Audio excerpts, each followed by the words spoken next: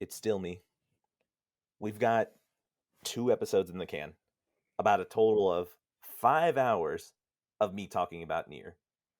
And if you're listening to this, I'm going to assume you've already listened to those 5 hours because I am not going to stop for you. There's a lot of stuff you missed, and you are literally jumping in at the final act of A Run, and you really are coming here to listen to this. I'm not giving another intro. If you are listening to this and you've already heard this far, you know where you are. I'm not going to help you. I'm not going to hold your hand. There are 2 other spoiler casts if you want to have your hand held all the way to this point. The finale to the Nier Spoilercast trilogy. Is that technically hand holding? Yes, I've already immediately ate my words. We've got Mugetsu with us again. Now, What's up, guys? yes, Before we get into go for the it. rest of the spoiler cast, though, I do want to give a shout out, as we have done before, to Emmy Evans. Mm. It's your girl. Today, Near Replicant's OST, as well as the Reincarnation OST, has been dropped today. It's Wednesday. We're coming at 2 days before the game comes out. Of course, it'll come out tomorrow night at midnight for a lot of digital owners like me. She did tweet out this morning at around 12 a.m. Central Time. She said, "How exciting! Near Replicant version 1.22474487139 OST and Reincarnation OST are out today. A huge part of my soul was poured out into these recordings. May our music uplift, inspire, invite cathartic tears, and help bring you the most awesome game experience. I just want to praise this woman for all of the genius that she's poured into these lyrics with her vocals. We've already talked about how she came up with her whole chaos language and everything. She is just incredible. So we just need to remember that we owe her a lot for these soundtracks. And I really hope in the next Yoko Taro game that I'm hearing is download only or whatnot, I hope she's there. She needs to be there. That's all I can say. Mugetsu, the one thing I can say is that I hope okay, now I will admit I do love the Death Stranding world that we're in because it means I never have to leave the house. But ignoring that at the moment, I hope that one day you get to be in concert and hear her sing Kainé because she sings that song and she always calls that one her thank you song. I And was whenever so they close this finish, year too. I was yeah. so close. That one 2021 concert, I was gonna go, and then they canned it for digital. I was so close.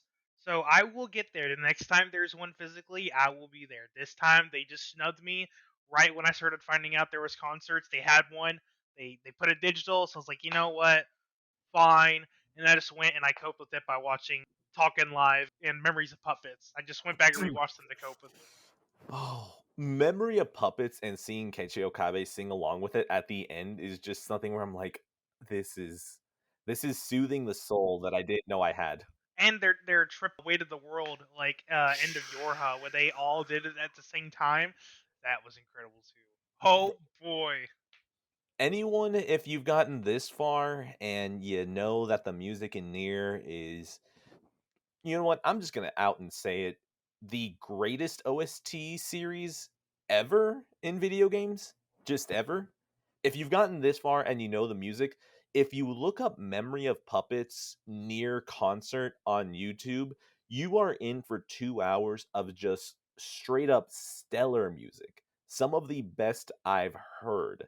It is incredible the amount of talent that is on display with every single track that they have. And we thank every single person that is involved in the series sonically. I don't care if it's just some dude that was holding a boom mic next to a rock that was falling so he could actually get the sounds properly. Thank him too, because everything that is in Nier, sound wise, except probably maybe the weapon sounds in Nier Gestalt and Nier Replicant, God bless every single last one of them. absolutely, I couldn't agree All right. Now, I'm just going to call this the near update section. So, you know what? A thank you to Emmy Evans. Then we're going to go to another spot for an update. Of course, I had played Near Gestalt since the beginning of the year. I told myself I was going to beat it, do all the endings, collect all the weapons, do all the side quests, and get the platinum trophy. Now, one of the things that was included in that was, of course, the trophies. I 100% will platinum Nier Replicant version 1.2. I am going to do it. It doesn't matter how long it takes me. I'm going to make sure that every Yoko Taro game that comes out that has trophies, I'm going to have them. So Same here. Drakengard Same 3, here.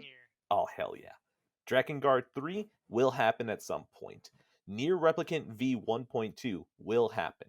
And now the trophies have come out. I was looking at them. They look pretty similar to the ones from the original game.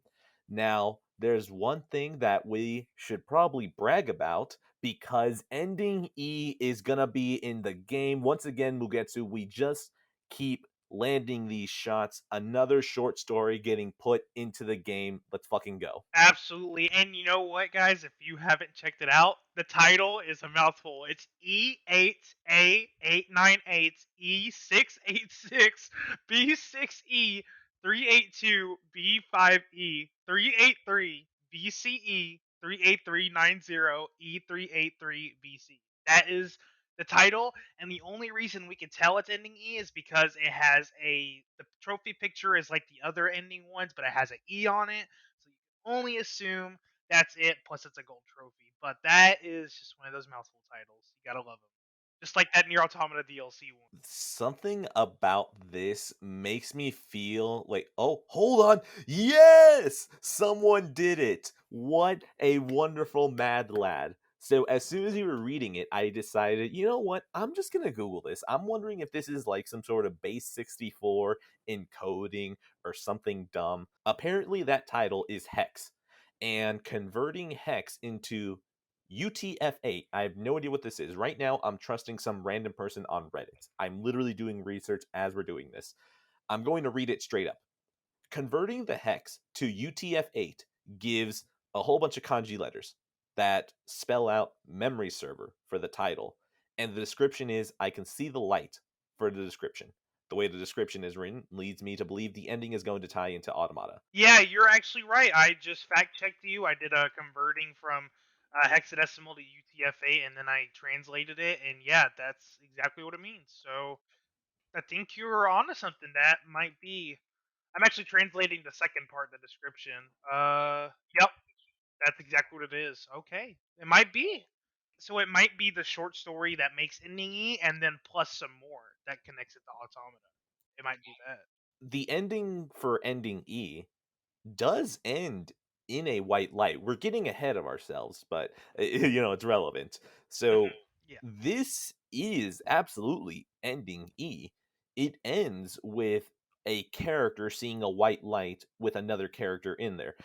You see, it's dumb. Even though I'm doing a spoiler cast, I don't want to spoil things within the spoiler cast. Look at me. Don't want to um, get there too early, exactly. No one wants to come early. You don't ever want to. You don't ever want to come early. Um, I'm a child. basically.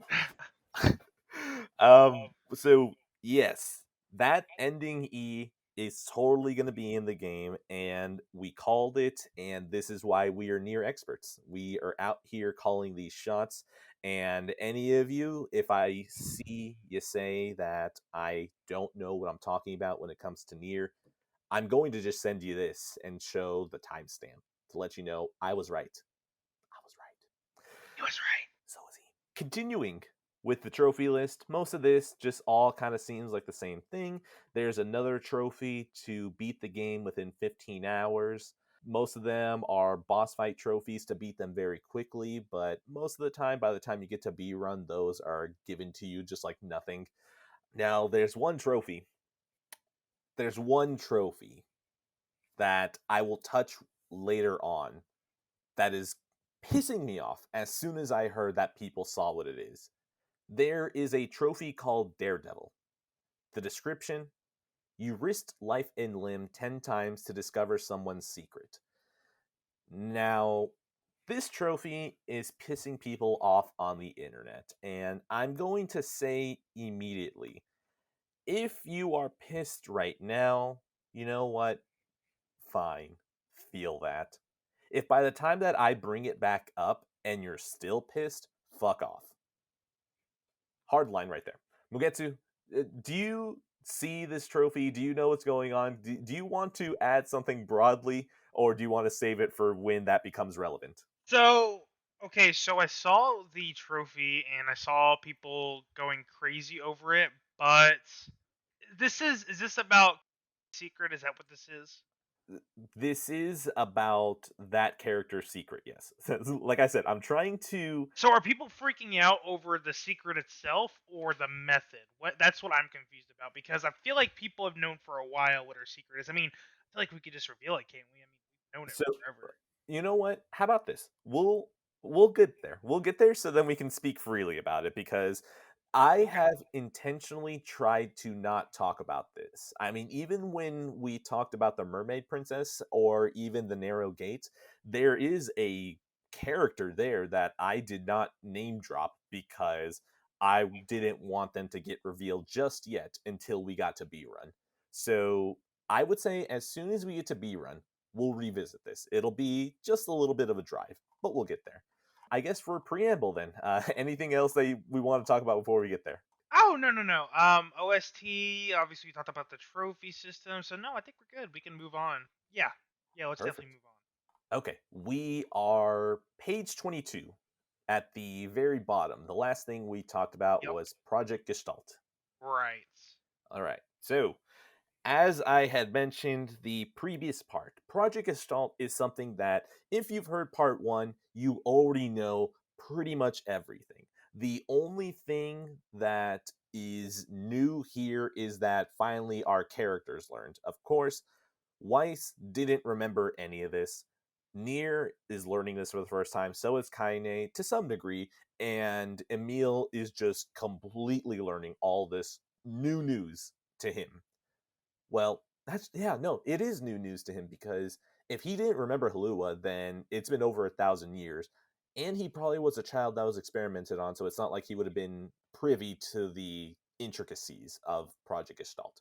So, Project Gestalt. Here are the notes from the documents that Devla and Popola snap into Weiss. What we learn from here is that Gestalts are resistant to the white chlorination syndrome. Of course, what is the white chlorination syndrome? The muscle that infects you, and you get brought to the Watchers from Drakengard. Either you become a servant to them and destroy the world as they see fit, or you can become a pillar of salt, and once you disintegrate, you infect everyone around you. Happy days. The other thing is that the Gestalts are sentient humans. They just don't have bodies. But what ends up happening is that as a Gestalt lives on for longer, they are more likely to lose their sense of self, which is why they end up attacking the humans, quote unquote. The humans that we know in the game, every single human we know is a replicant. They are just the body that is left behind. The soul has been removed, and Devil and Popola reveal that they are androids. They are the overseers of this area. So everyone in the village, they are replicants. The only things in that village that are not replicants are Devil and Popola. I would even assume that the animals might be replicants. Who knows? So, one thing here is that there is two lines that I found in the documents. Noir for human restoration schedule. I'm assuming Grimoire Noir, his book, and the information that's in him is the schedule for human restoration. The other thing as well is that Grimoire Weiss is for decoding Noir. And from here, Gestalts start losing their sentience, and it has a direct correlation to replicants gaining sentience. So we learn that there is a ticking time clock with Gestalts getting merged back into their shells. As more replicants start waking up, there is more Gestalts that start losing their sentience. And you'd have to imagine that it would have to be the exact same thing for each person. So if you are Nier in this case, Nier human gets split into the Nier replicant that we know, and then the Nier shade that we haven't learned who he is yet until now. Nier is the Shadow Lord. Shadow Lord is Nier's Gestalt. So, from here, you would have to assume that the more human that Replicant Nier becomes, the less human that Gestalt Nier becomes, of course, Shadow Lord. And we do want to state that if you have not played this game yet, he honestly does look pretty far from human. He has this dark brown skin, his hair is black, he's got a bunch of parts of his skin that are just basically like just disappearing into the air. He's levitating. He's gone pretty far down the shade in terms of appearance. He looks like an entirely different person at Absolutely. He has a whole bunch of him that looks shade like, but at the end of the day, you would still be able to tell it is human descent. It is not full times. on monster blob like most of these shades are, but you can tell that he's slowly losing himself. The other thing as well is that they confirmed that Nier is the original Gestalt and that he is the key to everything. What does the key mean? Basically, it means that if Gestalt Nier and Replicant Nier can merge together, then there is a chance for humanity to come back together. If they can merge back together, then it stabilizes most of the Gestalts and the Replicants from relapsing. Now, that is all of the stuff for Project Gestalt. After Devil and Popola tell you this, they challenge you to a fight, and they give us possibly one of the best remixes for Song of the Ancients. Song of the Ancients Fate. Is it Fate? I don't think that's the right title. Song of the Ancients. Might be. It is. Damn, look at me. Even when I That's what I was doubt thinking. myself. And this song kicks so much ass. Oh my god, hearing the drums kick up and then you just have the singing over it, you have the ridiculous, incredibly emotional strings just pulling this music down. This fight is nothing special. I mean, most of the fights in the game aren't special, but you hear this music and you're just like, oh wow, I'm having such a good time right now. Absolutely. Ah, And even though most of the fights aren't that great and this one isn't anything exceptional, the music definitely helps with the intensity of the fight. Because I remember that Devil and Popola had some really cool moves together. They really did. It wasn't a simple fight at all. It was really good. uh, so in the fight, Popola fights. Wait, no, hold on. No. Popola is the one that fights you in the field. Devila stays up on the risers and fighting you from there. So pretty much it's one character actually chasing you and the other one bullet helling you a little bit. Right. Which Mhm. that's what I really like. I like how they both complement each other for the whole boss fight basically because and a lot of times it would be like, oh yeah, it's one person, they're bullet helling you while they're chasing you, but having one person chase you and one person bullet hell you, it gives a good sense of intensity when you're trying to dodge two different people at once. You're It not was such a wrong. good song too. Oh my god. It's incredible just how much music does work for anything that's substandard. You add a good track to it, it's good chances I'm going to love it. Absolutely. From this fight, you take down Popola. Devla is bleeding out. You beat her down. Popola comes to check on her, and Popola is just so trying hard to save her. And then you realize it's just not going to happen. And Nier, of course, Nier, he's known the two of them his entire life. And he just killed one of them. He still cares about them, but of course, at the end of the day, Yona is Yona. So he tries to console Popola, and Popola is just like, it never stops. It never stops. And don't forget the fact that Emil Despair is playing over this death scene too. Emil's song is just so perfect to make every emotional beat hit even harder. Absolutely. You And, really do feel the despair in it. You really do. The title is exactly the definition. oh, yeah, absolutely. So you get through this, and then you hear Popola just have this most pained scream. Every single time that I replay the game and I hear Popola scream, I'm so ready to know that I should probably turn down my speakers because she's about to blast them out, but I don't because I know that she just is putting everything into that scream that I feel like it's wrong if I were to turn it down. Absolutely. From there, you start fighting Popola and you fight her to the Song of the Ancients Popola song. And I was like, Mm. this is fucked up. I don't want to fight her to this happy song. This happy song reminds me of the village. It reminds me of the prologue. It reminds me of happier, A very simpler times. chill song. Yeah, very chill and low beat. Yeah. And just hearing you fight to her to this song, I'm thinking, no, I don't want to do this. I will because Yona and because I want the story, but you should know I'm conflicted about this, Popola. You fight her, you win, but Popola is not having it. She has lost Devila, and if you've played Automata and you've read that short story about the twin androids, fuck, you know exactly what she's going through. You are being taken away. Emil is trying to float you guys away, but Popola is pulling you guys back in, and she's cackling like a maniac. And Emil just looks at them and tells Nier and Kainé, hey, look, you guys need to go save Yona, so I'm gonna go ahead and let her take me, and then I'm going to nuke her. And both Emil and Nier are like, Emil, do not do this. You are a child. We love you. We are here to protect you. You are not doing this. But Emil's like, too bad. I'm the ultimate weapon. I can do what I want. You go and save Yona. And Emil gets pulled into Popola. Popola takes him and envelops him in just this black void. And you get this next sad moment where you hear Emil's theme playing as Emil is just inside this glass that is ready to break. And he just slowly starts talking about he has to accept that he's about to die. And he just keeps talking. And eventually he just goes, I don't want to die. And he just says it in the lowest of whispers.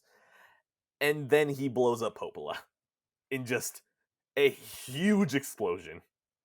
And it's always hilarious because Popola just kind of screams almost comedically. I hate it. I hate to admit that it's funny every time I see it, but I still feel so bad that Emil eh, died, quote unquote. Mugetsu, how do you feel about Emil's quote unquote death? I'll admit that I didn't really notice the comical scream, but I remember that was definitely a moment that got me on the verge of tears. I was surprised I didn't actually cry, but it was getting me there. Most of all with Kaine's reaction to it. I like when the orb is flying away and she's like hitting the orb or whatnot. And, you know, she's insulting him and everything. It's a good touching moment. It's Emil, you bastard! yeah, I like that she calls him a bastard and everything. I was like, it's oh man. I don't even want to know how I don't want to say good because it's a sad moment, but I want to see that in the new engine. I want to see that in the remake. I really do. Not for the It's tears, but I want to see how good it looks. it's gonna be so emotionally resonant. It's gonna hurt That's what we can expect. Oh. Oh, not only that, I forgot in the notes. Even when he's dying, he also talks about his self-hatred where he's just like, "Oh man, I am worthless, but I'm glad that I was at least able to help them out." And you're just like, "Emil, you son of a bitch, you're worth more than you think. Why are you Emil, saying you this?" son of a bitch, you're contradicting your own words. You said you're worthless, but you helped. Damn you! Emil's And I best can't boy. and I can't correct you because you're dying. Damn you, Emil. Emil is so good. Oh my god, the characters in this game are just so fucking good. They're amazing. I wrote a note because you get a huge wide shot during this. Do you think they're fighting in the remnants of Tokyo? That was something I thought for a while, but because I didn't see much other evidence, I couldn't really tell. But it did kind of look like Shinjuku, most of all from the beginning of the game. But it was something I really couldn't tell. But it would kind of make sense from almost like a poetic standpoint, since that's where, of course, Gestalt and Replicant Nier were created, and then that's Hmm. where, of course, they're told everything. So it could make sense that it is Tokyo, but I wouldn't be able to tell otherwise. I am willing to give credit to Yoko Taro on this one just because, one, the more understandable reason to me would be if they were cutting budget and they're like, oh crap, where the hell are they going to fight? We still have the assets for Tokyo, right? Fuck it, just toss them in there. So I feel like that's the more likely scenario. Or the second scenario is that it was all planned out, baby. It is all part of the story. Poetry, it rhymes. I tried to compare the Drakengard 1 Tokyo map to that one, and I couldn't really find any huge similarities, so I couldn't tell from that alone either. I wondered if they had brought the same kind of map and just added some more buildings and places in there, but I don't think so. The thing is that that little spot that they fight in to me looks pretty similar to some of the buildings during the opening credits. So Hmm. that's why I'm willing to give it. Like I remember that there are certain buildings that are kind of slanted and laying on each other. Hmm. So I was thinking, you know what? That is the flimsiest of evidence, but I'll take it because I like it. I get it. Mm. All right. After this, Emil dead. Absolutely dead. Devla, dead. Popola, dead. Half of the cast that we know, dead. And we have a good scene of Nier just smashing down the door that he got locked behind, just going, Emil, no, just why? Oh, Why do we have to do this? And he sits down in silence, and Kainé is just in complete fuming silence. And then eventually she goes to Nier and just starts beating the shit out of him. And Nier just understands. He just goes, you know what? Yeah. And eventually she puts her hand on his neck and puts him up to the wall and just is ready to choke him out. And then she starts getting a little bit too close to his face and her eyes widen and she backs off because she realized she was starting to get a little sexual. Wow. mm. Um I love this because Kaine has no idea how to express herself outside of violence.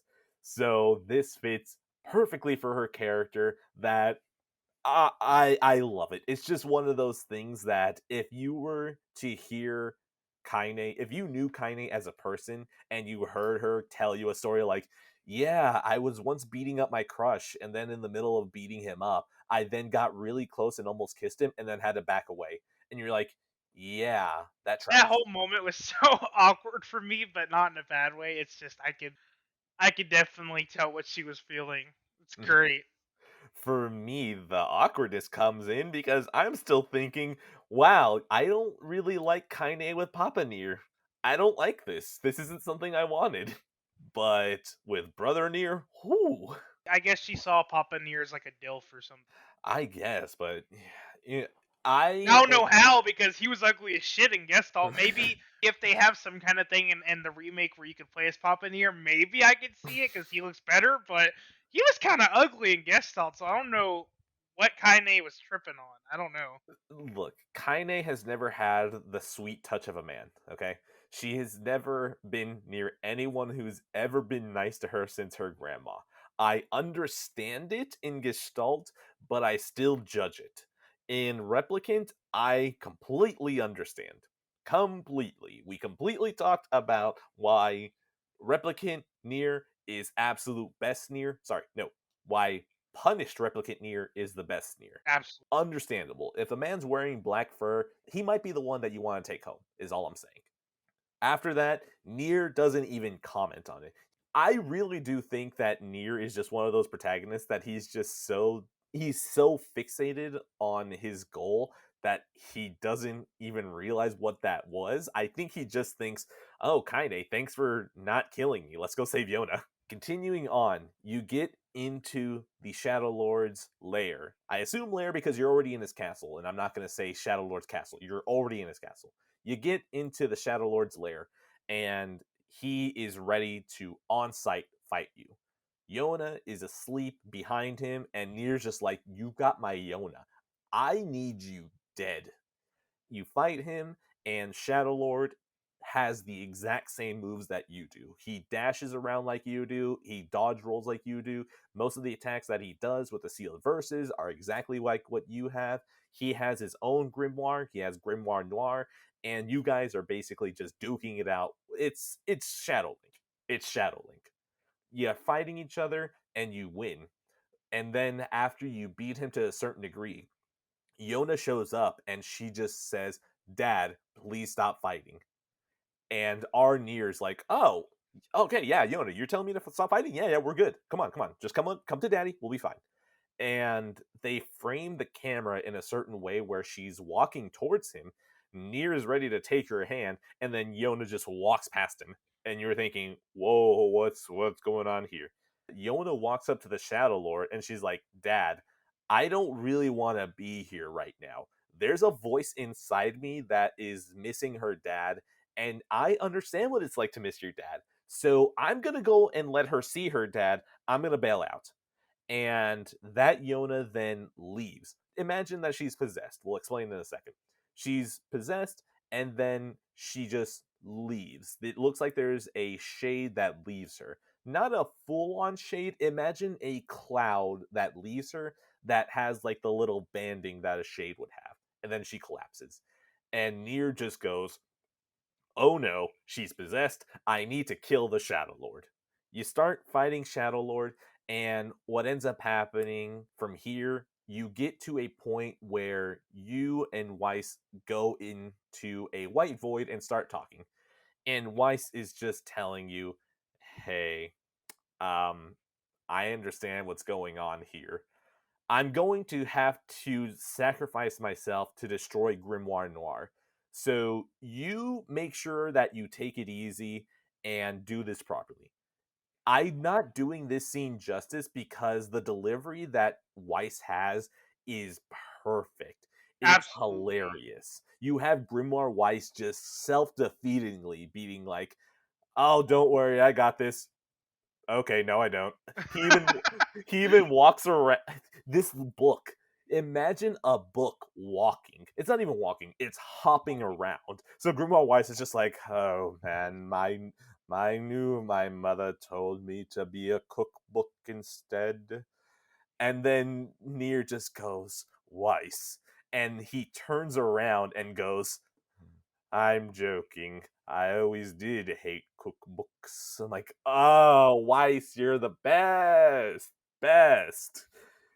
So, this is the point that Weiss sacrifices himself to delete Grimoire Noir. It is now a fair fight between just Shadow Lord and Nier. You fight, and you go in. It's basically a bullet hell that he puts you through. And which was the song that's playing? I think Yona Piano is playing here. Just very soft keys, or it might be. You know what? No, no. I want to be right. If I've been accurate this entire time for music, I want to be fucking right. So I will pause this. I checked and I was right again. Even when I doubted myself, I was still right. This is the kind of shit that you're getting from me, okay? Yona Piano is playing. No, sorry, or Yona Toy Box. It's Yona. Shut it. I'm right. I'm gonna take this victory. Yona of some kind is playing as you fight him, and it's just this tiny little, almost xylophone sounding song to it. So you are fighting against all these bullets with just the tiniest and tiniest of song. You beat him. Shadow Lord is just on his knees, and Nier swipes his sword across him and kills him. From here, you go over to Yona. Kainé is attending to her, and from here, you hear Weiss's disembodied voice just booming through the room, and he's just like, "No, Yona's not gone. You just need to call back to her. She's lost within herself." And this is such a good moment. You have Yona answering questions in Nier's mind. She's like, "What is my favorite food? This. What are my favorite flowers? Lunar tears." And then there's one where she asks, "Who do I love the most?" And from here, the PS3 keyboard pops up, and you have to type in whatever you named your character. Such a good fucking moment. Absolutely. From here, you come back into the game. Yona wakes up, and you are all happily together. Kaine walks away. Nier's like, "Hey, where are you going?" And Kaine just goes, I got shit to deal with, all right? We got to get to B Run. And Nier just goes, okay. From here, you get a final scene where Shadow Lord is in a complete white void holding hands with Yona. You get the credits and you get Ashen of Dream, which Emmy Evans, once again, shout the fuck out to Emmy Evans and everything that she does with her voice. God bless her. And the music plays. You have completed ending A. We get a scene of just Nier and Yona from about 5 years ago to no descript time. You just know that it's 5 years ago because it's younger Yona. They're just laying out in a field and hanging out. And with that, that is ending A. Mugetsu, it took us almost at this point a little under 6 hours to talk about this entire game up to ending A. A Run, how are you feeling?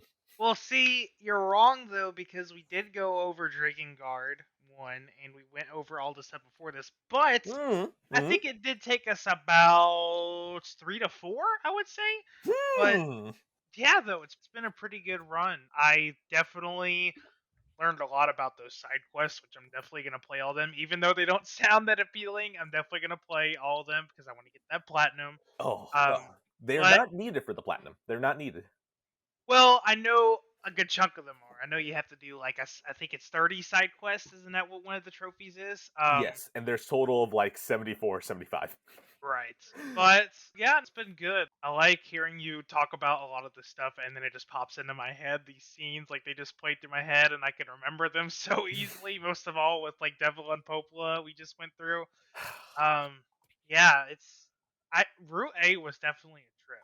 It was a trip. Now, just there's so much that I held off for B Run that I'm really excited. Absolutely. Me too. Now, of course, the ending seals the game for me for ending A. Of course, this isn't the actual ending to the game because we still have a couple of more runs to go, but so much of the game is sealed to me with this ending that it nails that I realize I care about the characters. When Emil dies, I was like, oh no. When Devil, even Devil and Popola, when they betray you, I'm like, ah, that hurts. Then you have Kainé leaving, and you're like, ah, I don't want this. Kainé beats the hell out of you, and you're just like, I know this character so well that this makes sense. You have Nier completely destroying Shadow Lord to be able to get to Yona, and you're like, yeah, that makes sense. Yona herself being woken up by remembering who she loves, that is everything about this. It is the perfect execution of being able to write characters this far to this point and then being able to act on that by being able to let the characters do what they need to do and have it make sense to the audience. And not only make sense, but have it be something that the audience likes. This is some good shit, man. Okay. Now, there is just a little piece of Nier lore that I was saving until we clarified about Gestalts and Replicants. Devila and Popola, what they do apparently is that so whenever there is a replicant that dies, they would always bring them back as a clone, as a baby. So through one of the interviews that Yoko Taro did, apparently what ends up happening is that the Devila and Popola androids, what they do is that they will just pull a replicant and then tell them, hey, you're gonna have a baby. So they knock them out and then they hand them a baby of a replicant that recently died, and then they're just like, "Hey, here you go. Here's your baby." So apparently, replicants don't actually know how babies are born. They just know that their specific devil and Popola tells them, "Hey, you have a baby," and then they just hand it off to them. So that's that's interesting. Yeah, that's definitely a word to put for it. Yeah, I thought that was funny as hell because I love the idea that Devila and Popola are the storks to their area that That's they're what I was just overseeing. about to say. Is that they were making me think of storks. They just imagine just one day you come home from work and you're like, man, today was such a rough day. I couldn't really find enough rice today. I had to kill two shades to get out of the way. Man, that was really tiring. And then you just hear, hey, oh, hey, Devla, what's going on? Then she's like, hey, you're going to have a baby. You're like, fuck, my schedule. I got Mommy, called from Daddy, work. how was I born? Oh, yeah, these two redheaded androids came and dropped you off at my door.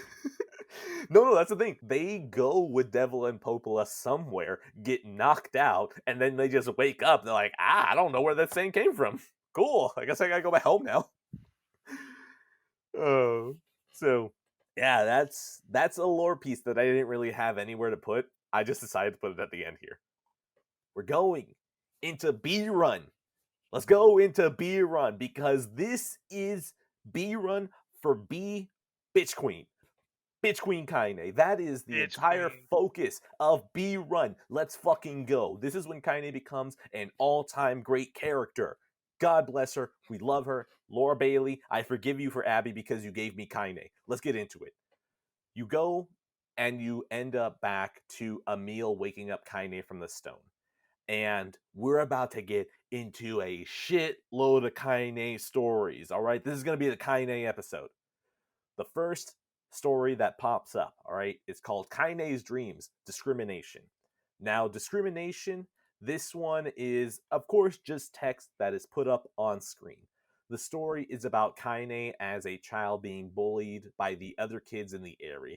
And you find out that even the adults hated her in the area. There is one quote that I wrote down. There's a specific bully. I think his name is Dio. That's probably not right, but I don't really want to remember his name. The quote that he tells her, I don't get you, freak. What you acting like a girl for, huh? Everyone knows what you really are.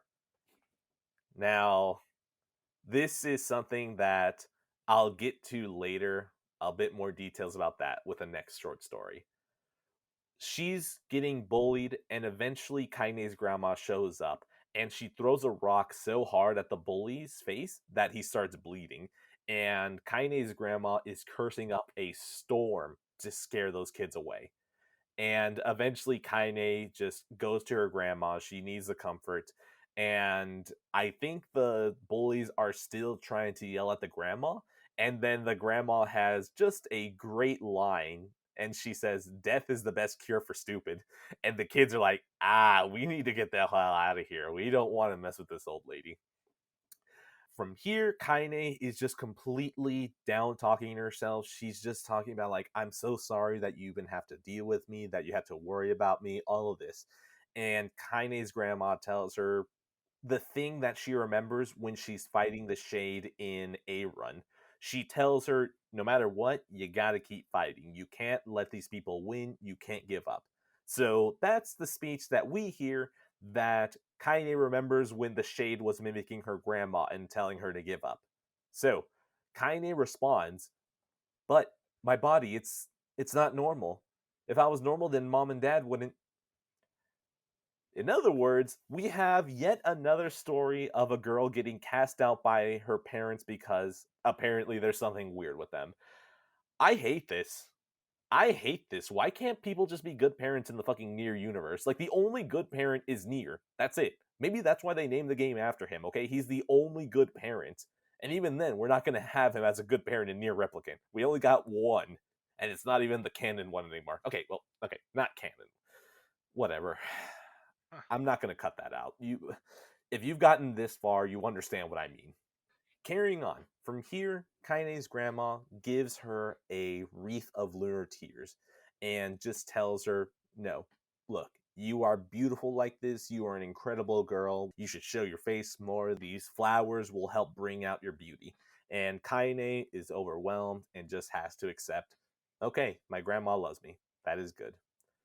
Now, I don't get you, freak. What you acting like a girl for, huh? Everyone knows what you really are. Now, this is something that you would assume was something that was in reference to her being a shade. But we have a short story, Banquet of the Witch, or Witch's Sabbath. Now, Witch's Sabbath, the main reason why I put this here is because B Run, of course, Bitch Queen Kainé. We know her, we love her. This is where she gets the spotlight. This story, you could probably assume, happens before the prologue to the game. Not prologue, no, not that far, but something that happens before the events of the game. And I put it here because it does have revelations about Kainé that makes it more relevant to B Run than anything else. So, which is Sabbath. A preacher is roaming around the area and he visits the area. He goes there to preach, of course, just fraternity, treating each other nicely, all of this. And he eventually talks about how, oh man, you should get away from shades. You know, shades are going to be dangerous. Just try to keep yourself safe from them. And then eventually everyone in the area is like, we don't give a shit about shades. We just don't want to deal with Kainé. And he's just so thrown off by like shades have literally destroyed the world, and you're talking about this random person apparently is just worse than the things that have ruined the world. Okay, I need to investigate this. Now you eventually find out that he's talking to all these people, and all of them are either saying they don't want to speak about her or they immediately just start shit talking her. He then finds Demo. Apparently, that was the bully's name. I hate that I wrote it down because it would have been hilarious had I just completely excluded his name. Hmm. He pays Demo to show him where Kainé lives. And Demo's like, $20 is $20, baby. Let's go. And they go to what you assume is Kainé's trailer. From here, the preacher and Demo get attacked by shades, and Kainé shows up and beats them down. Then after that happens, Demo immediately after he has his life saved starts shit talking Kainé again. And the preacher's just thinking, what is wrong with you? She just saved us and you are already shit talking her. What is wrong with you? And Demo, he always looks like he has this shit eating grin on his face. But for once, he becomes normal. He starts looking like a normal, fearful person. And he tells the preacher, the quote, that thing isn't human. Can't you understand, preacher? I'm not being prejudiced. It's natural to hate a monster. And Demo says this with such a straight face that the preacher is just thrown off because he still is confused about how Kaine is this monster. So Demo, after this point, he just runs away. He's like, you know what? There's no helping this preacher. And the preacher goes over to Kaine and he just thanks her and tells her, man, okay, this is good. I'm so sorry you have to deal with this. Let's go back to your place. Let's talk. Kaine doesn't really talk. They just hang around. Eventually, he falls asleep after Kaine passes out. And the preacher wakes up to find Kaine off in the distance, slowly turning into a shade. He is definitely thrown off, but it looks like she's still the normal Kaine that we know, of course, in her lingerie, and just still human enough that he doesn't react too much. He's fearful, but he's slowly approaching. However, the quote, she really was possessed. The left half of her body swelled with unfathomable darkness, peculiar lumps circulating within it. It seems as if for another creature with its own will, separate from the rest of her. She had noticed me by then, so I did my best not to look disturbed. Repeating, all men are brothers, in my mind like a prayer, I showed her a smile. But her gaze was turned downwards. I followed it. My eyes were pulled towards what she held in her demonic left hand. The movement I comprehended what it was. All the hairs on my body were standing on end. What she held in her hand was a large engorged male member, yet it was hers. Upon the swarthy organ were littered with many veins, which I could very clearly see throbbing. She wasn't merely possessed, she was of both sexes. On nights like this, after I killed Shades, I can't stop myself. Lifting her head to face me in the mist, the woman spoke her first words to me. Her eyes were narrowed, her thin lips opened with a thin cut on her face. Her pupils locked onto me as their target. Her left hand began to move up and down furiously. Her breathing became even more ragged, and her upturned eyes began to lose their focus. I knew what was coming next. Stop it! I cried, averting my eyes from the moment of climax. As I scrambled frenzied away, her shrieking voice seemed to pursue me. It was an ear splitting wail that seemed to be both laughing and crying. Scared. I'm scared. Disgusting. Revolting. Hateful. I hate you. Disgusting. Revolting. I can't understand. I don't want to understand. Disgusting. I'm scared. From within my heart surged hideous feelings that hitherto did not exist there. I realized I too was crying. Crying at the top of my lungs. I then promptly vacated the contents of my stomach. That is the entirety of my experience with that woman. In the one night I spent with her, as if a screw had come loose within me, ugly and hateful feelings continued to overflow uncontrolled. I hate her for making me like this. I despise her. I fear her. She's disgusting, hateful, scary. Scared. Oh, but please do not misunderstand me. I'm not being prejudiced. She's not human. No one with a body as hideous and terrifying as hers could possibly be. It's natural to hate a monster, to wish for its death, is it not? Can you honestly tell me I'm wrong? I'm not wrong. Am I? Am I? Am I? I'm not being cruel. I'm not the ugly one here. I'm an upstanding person. Am I? Am I wrong? I'm not wrong. Am I? Am I? That is Witch's Sabbath. Mugetsu. Thoughts? Uh, yeah, it sucks what Kainé goes through. Like she's so misunderstood, and it's all. I can't even put it into words. It's such an interesting prejudice that they show in the story towards Kainé. I don't know. It's hard to put into words. This story fucking breaks me because you assume that everyone in the area hates her for being a shade more than anything else. And you have the priest come in and try to treat her like a human being. And for once, he really is. He is treating Kaine like a normal person. But then the shade portion of her fucks her up. So this is the time now that we can introduce him. Tyrion. I've cut that name out so many times in the previous parts that you guys have no idea, but this is the first time. Tyrion. Is Tyrion just so bloodlust fucked up that he has to masturbate after killing shades? I don't know. Maybe he does get off to killing shades. Am I? That's what I got from the quote. Like all nights after I kill shades, I can't stop myself. I'd assume he gets off to killing. I don't know if it's just shades. It could be just killing in general. You're not wrong, but man, there's two lore things that I did have to bring up. Apparently, another interview that they had given, Yoko Taro had said that the reason why Emil is gay and why Kainé is intersex is that apparently replicants had gotten weird sexually because they couldn't reproduce, but they still had sex drives. So at that point, since they couldn't reproduce, they didn't have the pieces in their head that told them, oh, I should be attracted to the opposite sex so I can procreate. Instead, they're just like, I need to have sex and it does not matter what hole it is. So I assume that I wouldn't be shocked if Tyrion probably found that his hole were dead bodies.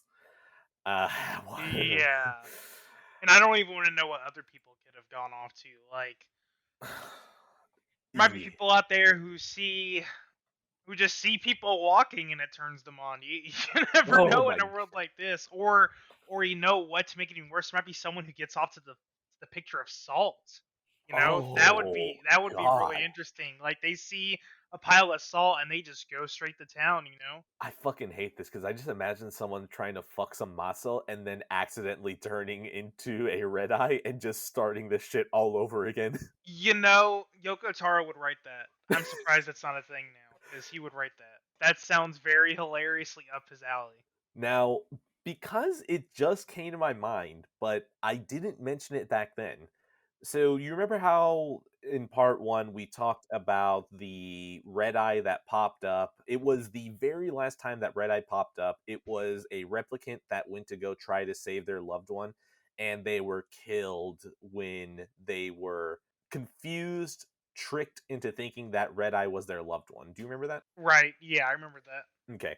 Am I wrong for getting Shadow of the Colossus vibes from that? No, now that I think about it, that does make perfect sense. Yeah, that definitely does give a vibe of Shadow of the Colossus. Which did that come before? Did that become before that? Yes, Or I'm not Shadow of the sure. Colossus was 2005, so I'm willing Mm, to assume that he looked at Shadow of the Colossus and went, That's a pretty cool inspiration. I'm throwing it into the lore somewhere. Yeah, I do like your comparison. That definitely makes sense. Yeah, I'm going to now assume that that replicant who wanted to bring back their loved one, that was basically just Shadow of the Colossus. Shadow of the Colossus is now in the Yoko Taro verse. It is now in the Dragon Nier canon. Rejoice, everyone. That very first Colossus that you fight in Shadow of the Colossus does kind of look like a shade to me. So you're not even wrong in that regard either. They do have the dark blood. They do have that dark blood. Yeah. God, I'd love it if there was just some stupid connection that really did tie them together. And then at that point, we record a fourth part, and it's just us going, fucking told you for an hour straight. Shadow of the Colossus is ending E of Drakengard 1, but then ending B for that. There's a whole ending B before it even goes to Nier. So it goes one route goes to Nier, and then one route just somehow goes all the way to Shadow of the Colossus, and then somehow they throw Eco in there too. I don't know how they do it, but they'll do that too. Eco is in the same timeline point that Nier would be in that timeline. Based Yoko Taro strikes again. They asked him, "Did you intentionally not emphasize the hermaphrodite issue?" And Yoko Taro, her being one wasn't a point of importance since people like that do exist and we just don't know about them. Based as fuck, Yoko Taro strikes again. This is why he's the greatest video game director of all time. All of you back the fuck off. I don't know how Yoko Taro walks around with those gigantic balls in his pants.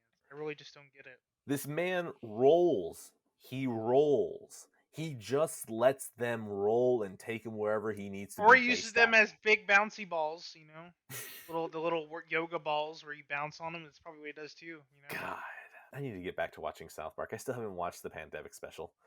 I'll get there eventually. Yoko Taro is just such a Chad that he really, without shame, simped for a 2B cosplayer inside her thigh. He even simped without shame because this guy is such a Chad. I love him. We can't forget that there are people out there that are like, no, man, don't rule 34 my characters. And then Yoko Taro is out on Twitter like, if you guys can send me a zip of 2B's ass, we're going to be cool. Like, He's like that one guy. There was that free game that was made last year, and the man literally made it so that there could be Rule 34s of his characters. It was that hell game with all the demons. I just can't remember what it was called, but he specifically said he wanted to make the game go out so he could get porn of his characters. That's the only reason he made the game. And I was like, that is Yoko Taro energy for me. look, Because I know he probably loves 2B porn. I hate the idea. You know what? I'm just gonna say it. I hate Rule 34, but I love it when people unabashedly love the shit that you probably shouldn't. So, to a certain degree, because there is a certain thing that just popped in my head that's illegal that I'd probably say that the only way to cure that is a bullet to the fucking head. So, to a certain degree, but people who are so openly about this shit, it's so fucking great to just see the honesty of it. For real. Yoko Taro, when people asked him, hey, why is 2B so sexualized? Why are all the Yorha so sexualized? And Yoko Taro just replies, I like girls. And it's like, It's like, why not? Based. This man is so fucking based. I'm so glad that I named part 2 Based Yoko. I have no idea how I'm going to keep this Don't going. forget, don't forget the trophy where you look up 2B's skirt and she shoos you away because she knows, because Yoko Taro do that people are gonna do it because he's like, that's the point. Yoko Taro, God bless this man. I hope we never lose him. And once again, Yosuke Saito, God bless you for, I assume, having blackmail on the CEO of Square Enix to keep getting these projects greenlit. God bless you. I'm so happy you enjoy working on these. Okay. No, it's not time yet. No, wait, actually, no. It is time now. Okay, now that it is out in the open, Kainé is intersex. Let's go ahead and revisit that trophy, Daredevil. You know how we already talked about that trophy where you had to look up 2B's skirt to get that trophy in Automata? They're basically just redoing that trophy in Replicant V1.2. Now, here's the thing. At this point, I don't need to make an argument about why this isn't a problem. And that's because every single fucking time that we call Yoko Taro based is because he's saying shit that is easily things that should be common sense. So if you're gonna call this shit transphobic or whatever the fuck the actual proper term is that's offensive, it's not fucking offensive because we are treating Kainé like a normal person. And that is everything that Yoko Taro is doing when it comes to Emil and Kainé, treating them like normal people. And if he's going to treat Kainé and 2B the exact same way, so fucking be it. Hell, if you ask me, it's actually probably even more respectable that Yoko wants people to simp after Kainé even if she's intersex. Anyways, back to the story. The next story that we get while Kainé is slowly waking up from her petrification is called Daily Life. Kainé is chopping wood for her grandma. Her grandma is starting to get a little bit older and starting to get a little bit tired, so she's in charge of doing most of the chores. Eventually, she kind of hurts her thumb and then she curses for the first time, and then she realizes, oh, cursing is pretty fucking cool. No wonder my grandma does it all the time. So it's just a little small thing of how we learn that Kainé starts having a sailor's mouth. It's because her grandma used to have one. One day, her grandma is starting to show her age a little bit more, and she requires a little bit of medicine. Kaine has been relying on her grandma the entire time whenever they needed to go grab things from the village. So Kaine at some point now realizes she is going to have to grow up and stand up for herself to go and get the medicine for her grandma. She goes to the village, which I assume, they just say village, so I assume she is going to the Airy. She goes to the Airy and she's walking around. She tries to hide herself. Demo looks at her and tells her, like, oh, what are you doing here, freak? Get out of here, blah, blah, blah. And Kaine stands up for herself for the first time and tells him to back off. And she asserts herself so well that Demo's like, ow, ooh, we're going to get a little pushback. I'm not going to mess with the half shade. I'm out of here. She goes to an apothecary, and the apothecary actually treats Kaine with respect and talks to her, even looks her in the eye and all that. And the apothecary apparently was friends with Kali. Kali, that is Kaine's grandma. Kaine had no idea that her grandma's name was Kali at all. And she just then realizes that she really doesn't know that much about her grandma. The apothecary keeps talking, and he even talks about how he feels so bad that by Kaine's grandma taking Kaine in, they kicked her out of the village for doing so. The apothecary has a painting of a daughter, and the apothecary tells Kaine, oh, yeah, that's a drawing that I drew. And Kaine mentions that she's never seen artwork before.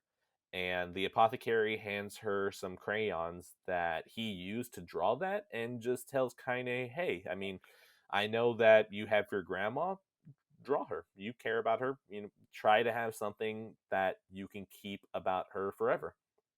And she goes back home to her grandma, gives her the medicine. She tries to draw Kali while she is laying down.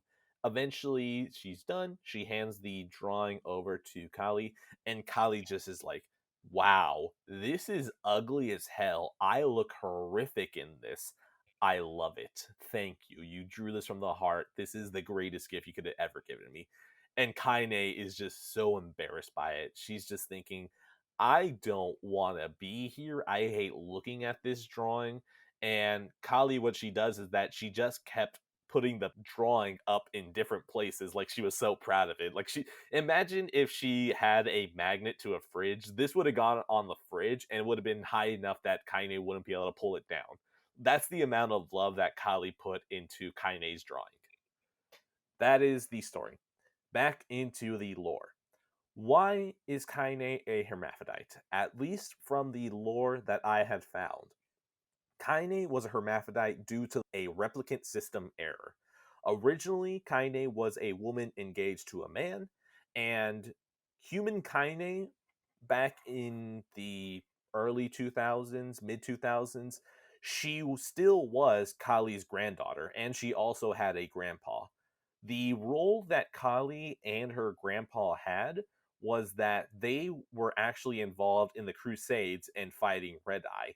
And Kali is the one that actually dealt the killing blow on the final Red Eye. And from this, governments fund Kali so much from killing the final Red Eye that she then uses that money to fund her own splinter group within Hamlin. And who is on that payroll? Tyrion. We'll get to him a little bit later because we're not there yet. I just make sure that Tyrion is in the mine. So far, we know that Tyrion is a shade that is involved with Kainé in some form, and that in his true form, as his human form, he used to work for the Hamlin organization and was specifically funded by Kali. From here, Kaine apparently, as a human, was a program baby. She was not an actual flesh and blood child. She did not have parents. Her parents were Kali and her grandpa. It's just that they specifically cloned her to then have her with enough separation in age that it made more sense to call them grandparents instead of parents. Now, not only is she combined up of Kali and her grandpa, she's also a combination of analysis of Red Eye's attack data. So I assume that the Red Eye attack data is literally just how she knows to fight? Mugetsu, do you see the notes? I wrote this down pretty much verbatim. Thoughts on that? Uh, it was really interesting why they chose that. I mean, I guess it does kind of make sense that it's a whole system error with replicants because I know I'm not sure how Near Lore would have handled it otherwise. It makes sense that it's a system error for sure. I like that they kind of move around with that. Like, I'd wonder what other people would have these kinds of things. Like, what if there's someone that becomes a replicant with two heads, or someone has an extra toe? Like, I wonder what other kinds of Hmm. body defects that people would have. Though I don't know if I'd consider intersex a body defect, but I'm just saying. I wonder what other kinds of things there would be out there for replicants. And I wonder if there would be even some kind of Hmm. gestalt errors. I mean, they sure most of the time they turn into shades, but I know that there's cases where they don't always turn into shades, so I would wonder, like, red eyes, for example. What if there's a gestalt that kind of goes in that kind of direction? Or the ones that become original like Nier does, and what if they have their own kinds of. I wouldn't be shocked if by error it's supposed to be like, hey, this is the original data and now something extra has been added or something has been removed. So I don't really think it's a, oh man, intersects or errors. I don't think it's that. I think it's more of this is not what the original copy was, and that's where the error is. So, as of course, we've already established that there's a whole bunch of reboots that happen with these people. I assume that what happened with Kainé is that whatever Devla, no, sorry, Devla and Popola are in charge of that entire area. So you'd have to imagine that Devla and Popola delivered Kainé to someone Right. at some point. So probably whenever they delivered Kainé to someone, they just went, "Oh, by the way, you're gonna have a baby." They handed over Kainé after they woke him up from passing them out, and then they went home and they unwrapped and went, "Oh shit, Kainé's got both. We hate her. We can't stand her." Which, once again, seriously, every fucking parent just can't learn to love their kid in this universe. I hate it. So I imagine that's how it went. They just went, "Oh, ice cream machine broke. That's what you got." So I was saving that last part about Kalia and her grandpa because that one just feels really weird to me. Ah, I don't understand the Red Eyes attack data. I assume it's literally just they were trying to probably make Kaine into another Emil, where they were trying to make her Right. another weapon That's against Red Eye. So they're like, hey, both of us killed Red Eye. Like, me and the grandpa killed Red Eye. We want to be sure that we're putting in money to make sure that they never come back again. And if we can have someone that we can train up with our skills and the attack data of a Red Eye, that's going to become unstoppable. And you know what? Truth be told, Kaine is unstoppable throughout this entire game. So I imagine that it worked. Carrying on. The last story. Is it the last story? Separation? Separation, yes. It is the last story that Kaine tells as she's waking up. This is 5 years after the first story, Discrimination. Kali, she's slowing down even further. and Kainé is starting to hold down the house more than anything else. The shades are starting to become more of a problem, so she starts foraging for more supplies to be able to fortify the house. While she's gone, she comes back and she sees that the house is on fire and is currently under siege. Now, the shade that she fought at the very beginning of the game in A Run, that one is apparently tearing down her house. And Kaine just tries everything she can to fight this shade. The shade is holding Kaine's grandma under just a claw. And the shade is aware enough that Kaine recognizes that the shade is just toying with Kaine. It wants to give Kaine the appearance that she still has a chance to save Kali, but then just not enough and just keeps wrecking her. Most of her bones are completely broken at this point, and she continuously keeps trying to get up. I think at some point they even mentioned that sure her ankle is completely shattered, but she's still trying to stand up to fight it. And eventually the shade holds down Kaine and makes her look at Kali. And then as Kaine is looking at Kali, the shade just smushes Kali, just smushes her, and turns her into a pulp. Kaine, still completely broken up, is infuriated to just such a degree that the adrenaline in her is probably hitting so hard that she doesn't even realize that her legs are completely broken, that she shouldn't even be able to stand up. She tries to stab the shade, and this is a gigantic shade, and it just does not work. The shade hits her so hard, and she just hits the floor, and she's pretty much gone. She recognizes she's fading away and is almost dead.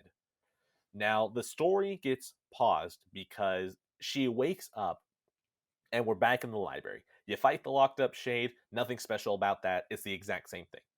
After that fight is done, you continue the separation story. Kaine has lost her left eye, her arm, and her leg. She is pretty much gone. She's already hallucinating to her death.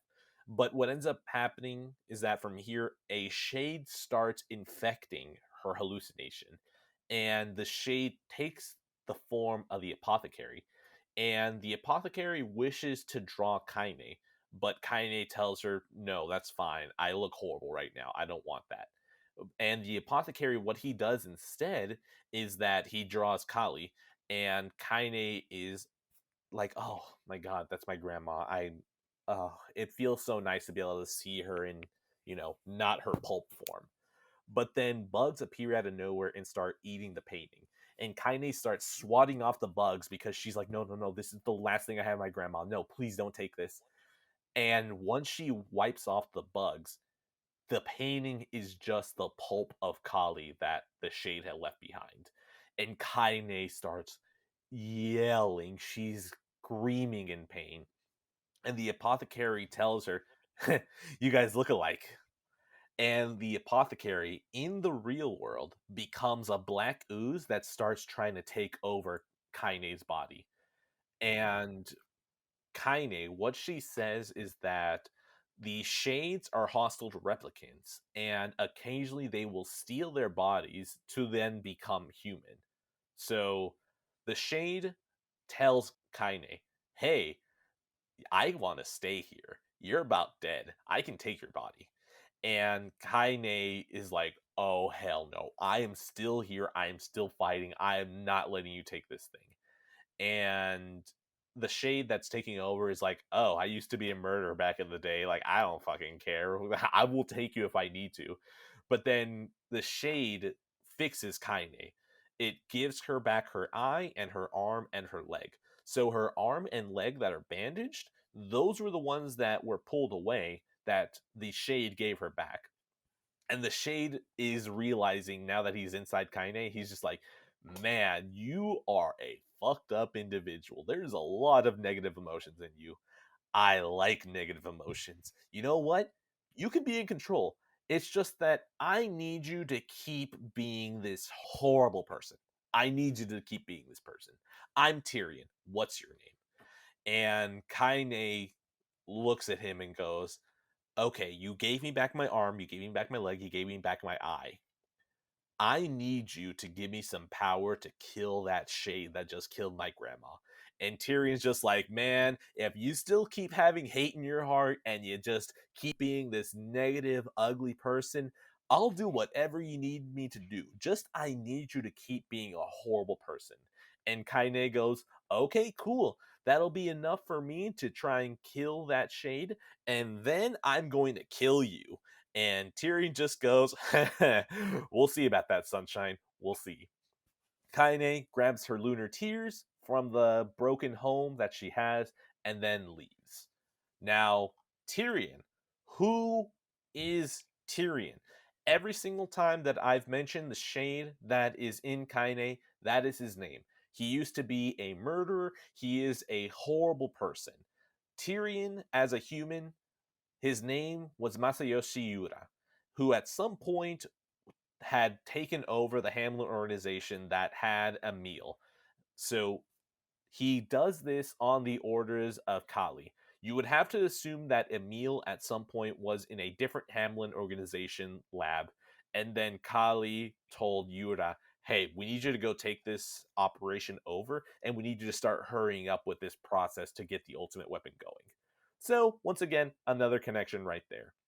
Mugetsu, everything from that story, just that shade, Kaine, Masayoshi, Tyrion, have at it. I love the whole explanation of the bandaged limbs being what I'm not sure if it's Tyrion or if it's Tyr. I'm not sure how to say. I'm gonna say Tyran, but I like that he's the whole explanation for her arms being bandaged and everything, her eye coming back and all. And I like the detail about Yura being the one who took over the Hamlin organization, and that's where Emil was. I like that it kind of reminds me of some other kinds of stories where they have all these characters that intertwine before they ever meet and they don't even realize it. I like those kinds of storytellings, and I love that that's used here for Yura. I really like There's one thing that I realize I didn't mention here. So, Masayoshi Yura, he did so much fucked up shit during his time as a human, and that they banned him from being able to go through the gestaltation process. So, what ends up happening is that Yura knows that he's banned, but he still tries to sneak in anyways. He does sneak in and he does get a gestalt created and a replicant left behind. But the Hamlin organization, so here's the thing, he was working within Hamlin organization, but he still took over. And because he was part of the splinter group that Kali funded, basically they're like, you are not really us. You're actually more fucked up than us. And we're the Hamlin organization, so we're already pretty bad. So they deleted his replicant, meaning that Yura at that point is just straight up a gestalt that has no chance of ever coming back. He is pretty much slated into only staying as a gestalt until he lost his it. mind. Right. Yeah. So that is why he is basically a black ooze that kept trying to steal bodies. And which honestly deserves that fate because he sounds like he was a Oh, yeah. complete psychopath in life, so he definitely deserved the fate of not having a replicant. Definitely. He literally was a murderer. He took pleasure in beating people up and killing his own comrades. I mean, And then he was masturbating to the their thought of commanding it, officer. clearly. Oh my god. The fact that this man is turned on by that shit is like, Full that on actually psychopath. makes everything you're doing worse. Just the normal Yoko Taro character that we know. We've got this dude who masturbates at the idea of killing shit, and then we have a character in Drakengard 1 who, by the fact that he was a pedophile, it Yeah, saved I his would life. say I would say that technically makes your a nephrophiliac. I would say because Mm, he's getting off to the idea of people being dead. But I don't know if it would be as far as he gets off the dead bodies either. But I wouldn't even put that past him with that kind of path. Like he gets off to killing people, and he probably would get off to dead bodies. I would say I wouldn't even be surprised.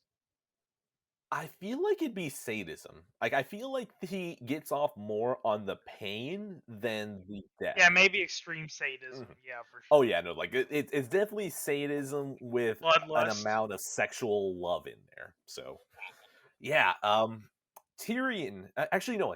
It probably is Tyrant because they specifically make it a point that he's supposed to sound like Tyrant because that's what he Yeah, fucking is. I would also assume because normally names that have two N's at the end like that are normally like a "an," like they're kind of they're kind of pronounced like that. So that's why I was All thinking. right, now I want to be sure that I correct myself because that's the right way. I just want to be sure that I can break it. So moving forward, if I say Tyrion, apologies. I'm going to try to Because you say keep whenever Tyrant. you say Tyrion, I keep thinking of Tyrion Lannister, Yes, and it drives me yes, nuts because I'm like, no, this is yes. Nier. Stop saying Tyrion. No, no, I agree. But the problem is that it just made it easier for me to be able to say it. Right. But Tyrant is probably the right name. Tyrant is the right name. He's an asshole. He should have had his gestalt deleted He should too, not be honestly. compared to Fuck him. Tyrion Lannister. He's a bad person, so he's not gonna have that name. If Yoko Taro says it's Tyrion, that's the one thing we're gonna say. Let's hope he never says Mhm. that. No, if he does, I would totally follow whatever he needs me to do, okay? I can't. There's so far I go, but this man cannot be associated with. For me, Tyrion completely lost his IQ after season 4, so I there's a lot of stupid stuff that he does after season 4. The first 4 seasons, Tyrion is GOAT. That man can't do anything wrong. And then he can't do anything right after season 4. So I'm just going to say that he's off book. Okay.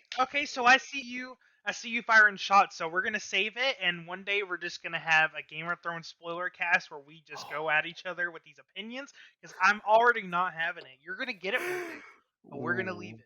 You're gonna get it, ooh, and I want you all to hear it here. I will ooh, go I like down with the. this. I like But this. moving on. You know what? You already talked yourself into any other Yoko Taro spoiler cast, and I guess you just booked yourself a spot in the Game of Thrones one if that ever happens. Ooh, I do have the 4Ks. I do have the 4Ks. Better be scared when it happens. You better be scared. Well, I'll come with got dot docs, okay? I already got my gestalt dot docs. I'm gonna have my got dot docs, alright? You better bring all those books to help you out too. You better. Oh, never mind. If you've read the books, I've lost already. Okay, you know what? Tyrion is the best. If you have the books, I've lost already. I concede. Tyrion is the GOAT. Never. If Yoko Taro ever tries to call him Tyrion, I'm sorry. It's Tyrant. I give up. White flag.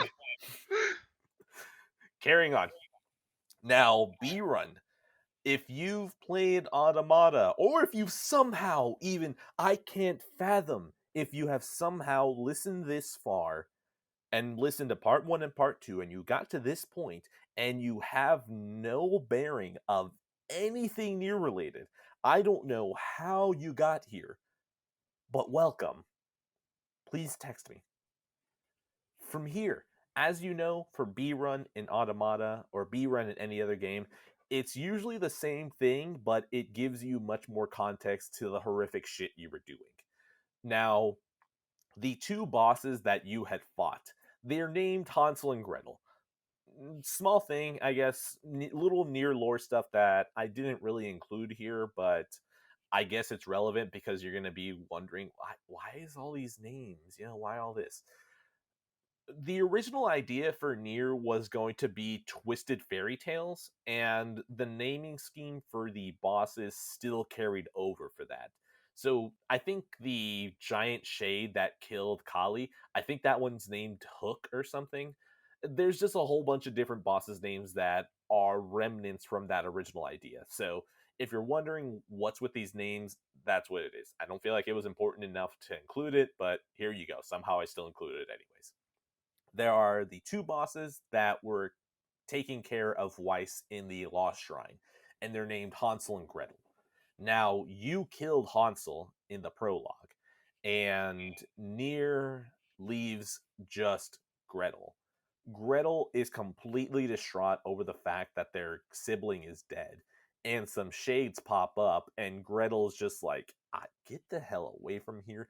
I don't want you here. I'm having a horrible day right now. And the shades are talking to Gretel, and they're just like, nah, man, what are you talking about? We're here. Let's be friends. And Gretel's just like, I hate this. It's small little shades. The reason I mention that is because you have to assume they're children. Which, oh yeah, by the way, you kill children. You're killing the souls of children. Whee! Whee! Aren't you having fun?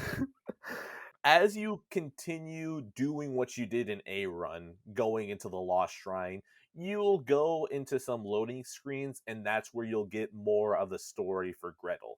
So Gretel, throughout these cutscenes, goes from "I don't want you anywhere around here" to "Oh man, you guys are actually pretty cool" to "Oh man, you guys are the only reason I'm still alive. My entire purpose was to make sure that Grimoire Weiss wasn't taken, and my entire purpose in my life is completely gone now. Grimoire Weiss is just somewhere, and I'm stuck here knowing that I failed at my life's purpose. But you guys are my new purpose. You shades, you're my friends. I love you." And then you have Nier come in and fucking kill all your shades. Nier comes in and kills all the shades, and now you have subtitles to the bosses and the shades talking. And you see Gretel is subtitled, and he's like, "What is fucking wrong with you? You came here 5 years ago to kill my brother, and now you're killing my friends, and now you're killing them in front of me. For the love of God, kill me before you kill them. What is wrong with you?" So, thank you, Yoko, for making everything that we do guilt ridden. Thank you. I Thank love you. it. You kill Gretel, and no. The entire time that you're going through the Lost Shrine, Kainé has the shade in her talking, and Tyron is just making fun of shit the entire time. He's just like, "Ah, sunshine, keep killing things, I love it. It makes me feel good inside." By the way, that's the entire reason I did that voice when I read the mermaid story, because I was doing a Tyron imitation. So, of course, now this is the small little lore that is hilarious to me. Grimoire Weiss, of course, from the story And Then There Were None, you would have to assume that between him and Grimoire Noir, they were told of their purpose. If those two books had joined together, it would have forced replicants and shades back together. But the reason why Noir remembers his purpose, but Weiss doesn't, is that apparently in the prologue, when Nier started beating the shit out of Weiss, he beat Weiss so hard that he forgot his purpose. This is canon. This is hilarious. Mugetsu, is this ridiculous? Yeah, I find that absolutely hilarious. After 5 years, finally you think, okay, you know what? Life's cool. It's chill. You guys are cool. Oh my god, this fucker's back here again! Damn it! He's gonna ruin everything. And then he just has a breakdown. Nier's just sitting there, and he's like, I'm hungry for blood today. And he's like, no, don't ruin it. That's great. I just They're I just my love the friends. idea. I just love the idea of us playing as Nier, and we're like, yeah, this is a cool protagonist. And then in Gretel's eyes, it's just like Nier is the ultimate bloodlust demon. He's all snarling at the teeth. He's got blood all over his weapons, and he's just out for more blood. This is funny how the perspective works. It's so funny. I mean, it's hilarious and it's also fucking horrifying, because if you're Gretel, your entire purpose is to keep Grimoire Weiss safe. And you not only fail your life's mission because of just some little punk kid that wants his daughter back, and then Little punk kid with really ugly hair. oh shit, I forgot. I'm talking replicant. Oh well, you know what? You know what? Gretel and Hansel are probably so old that even 40-year-old Papa Nier is a punk to them. So either You're they have an you're ugly not wrong. face or some ugly hair, okay? No matter what, there's something horrible You're about still an ugly punk. It's just it depends on what part of you's ugly. them. I mean, no matter what, the soul is still ugly regardless. Oh wait, oh sorry. Correct. He has no soul. He has none. He's empty. So yeah, it's so dark if you're Gretel. The dude that just ruined your life comes in like a few minutes after you realize that you have a new meaning in life. And then he kills you. Fun times. Thank you, Yoko. Thank you. Now, of course, Kainé gets mortally wounded, and this is when she turns into a shade. And this is the moment that Tyrion's like, oh man, it's time for me to jump in and do my shit. And that's why Kainé turns into a shade. You'd have to imagine that I don't think Tyrion did it intent. Sorry, Tyrant. I don't think. Oh my god. Oh. You know what? I'm going to horribly edit myself saying Tyrant into any spot I said Tyrion. Oh man, that's gonna be difficult. Oh, no, no. It's going to sound ugly as hell. So if anyone's listening to this, I apologize. I'm going to keep to my word, damn it. Maybe So, you should put the disclaimer at the beginning of the video so no one thinks it's weird up until this point. oh, no, no, Maybe no. it'd be different. No, no, no. I mean, after the point that I said I was going to try to say Tyron, I'm going to fix it after that point. Okay, but nothing before. Okay, No, that nothing makes before. Oh, hell no. That's impossible. that's Uh, what I was So Tyron, basically, I assume that this is the point that he's kind of, red manning outside the glass door, just being like, "This is my time to shine." But I think Tyron instead, because Kainé got mortally wounded as badly as she did, I think he had to take control like that to heal her up quickly. Now, the only reason I say this is because Tyron does have a slight affinity for Kainé. Do you agree, disagree, thoughts? No, I'd agree that there's an affinity. Yeah. Okay, so yeah, I don't think this was him trying to be like, this is my chance to take over. I think he's just like, oh shit, we're about to die. Let me take over to kick up your healing ability. Oh, I'm in control now and we're going insane. Well, I guess if I'm going insane, okay. Right. It's like they kind of work together, like almost as if they were destined to be in this kind of mixed up fate, but at the same time they're still kind of incompatible. Like they're going insane now, but there's definitely a part of them that click together, kind of. Mhm. All right, then yeah, that's pretty much that section. Nier, horrible person. We still love him though. From You here, just stop killing so many people. You need to calm down on the murder. Calm down a bit. You're ruining um, people's lives here, man. But Yona, I True, that's true. Yona is pretty important. That's true. God, he's ruining so many lives. So many lives for Yona. And even though you get to some point where it's like, yeah, that was probably too much, at the end of the day, I don't think I would ever be like, but don't do that next time if you ever had a chance to do it again. Like, I would just say, yeah, you can do that again. I wouldn't judge you if that's the way you went for Yeah, it. go ahead. Fuck it. Mhm. After this, because of course, as we established, I talk about the things about in the order that I did them. So even though I had done the junk heap separately in A Run, this time I just back to back them. So from here, I went into the junk heap, the Two Brothers Refinery.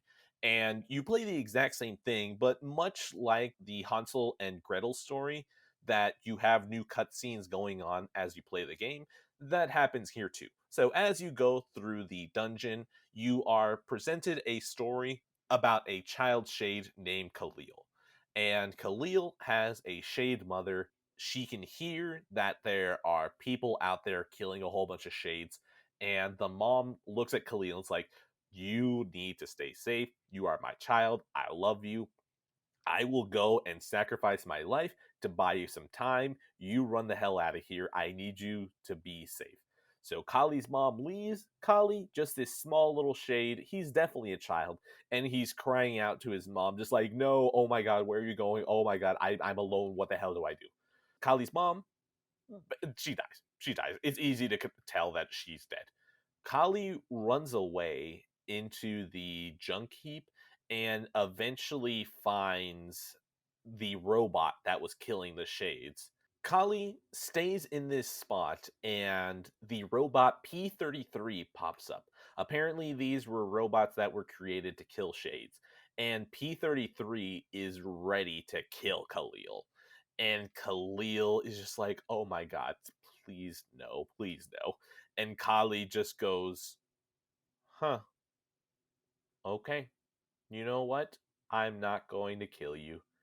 And P-33 and Khalil just hang out. Khalil, he's telling P-33 about what he remembers about the world. P-33 just has no idea about anything he's saying. Imagine the Wally scene where the captain is learning about Earth. That's the dynamic that Khalil has with P-33. Khalil eventually calls P-33 Beepy and is pretty fond of him. Eventually, you get to the boss fight, and well, who are you fighting? You're fighting Beepy, and who's on top of Beepy? Khalil. And Beepy, as I had mentioned earlier, he starts talking about how he has his mission and he needs to protect and he wants to see the world. That's why, because he wanted Khalil to go see the world with him. His mission is protecting Khalil. Why?